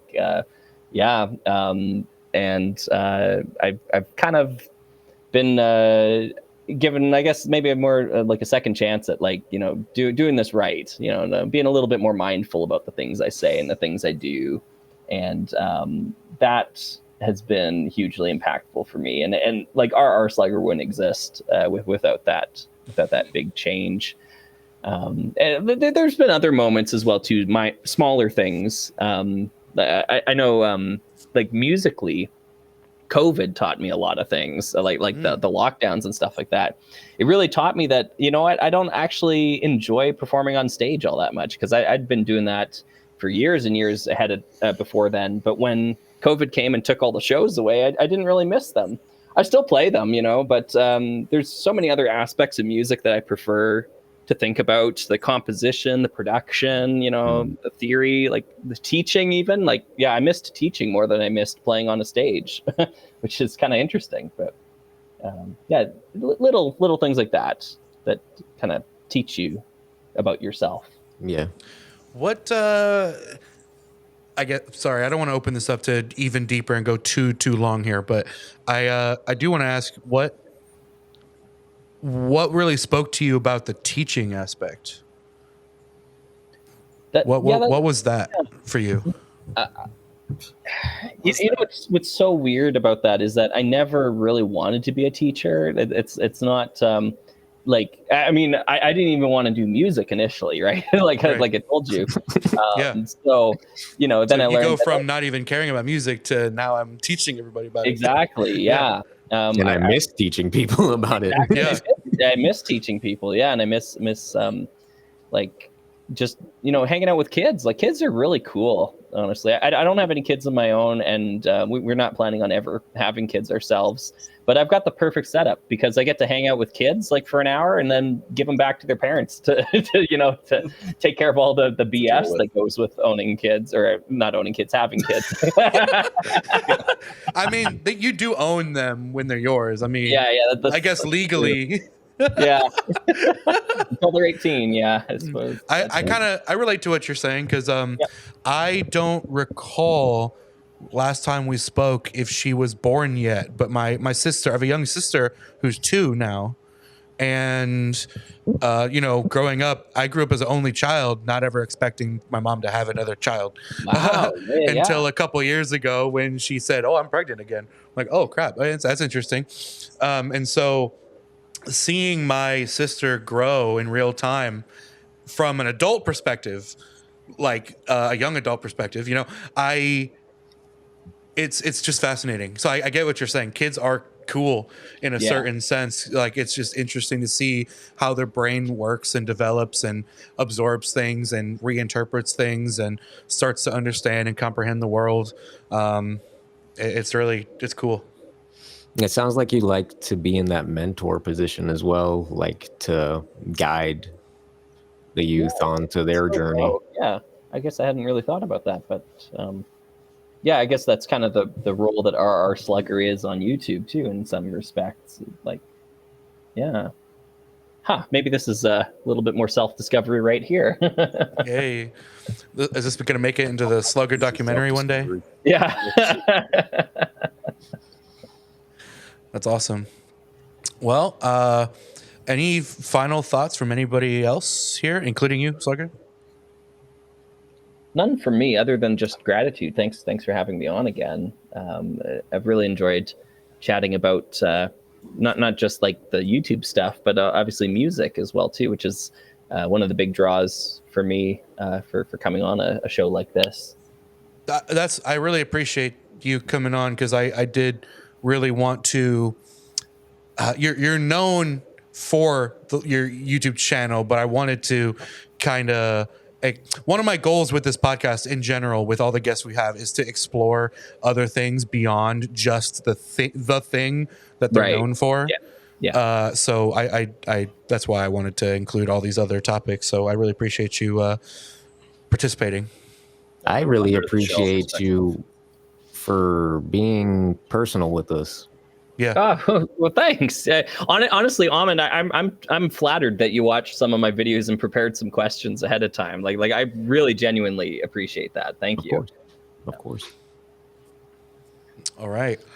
Yeah, well, Ghost on the Ox, we're out. You can follow. We have a website now, ghostontheaux.com. Go there. Almond Pistachio on SoundCloud. I don't know which direction the window is here, but Almond Pistachio on SoundCloud. .tempest for Trey on wherever you want people to follow you.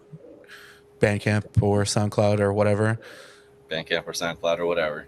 There you go. Thank you everybody for watching. Bandcamp for Slugger's music. Sure.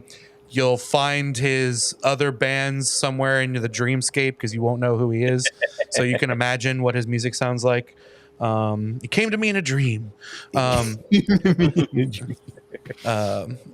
yeah, that's awesome. Thank you very much.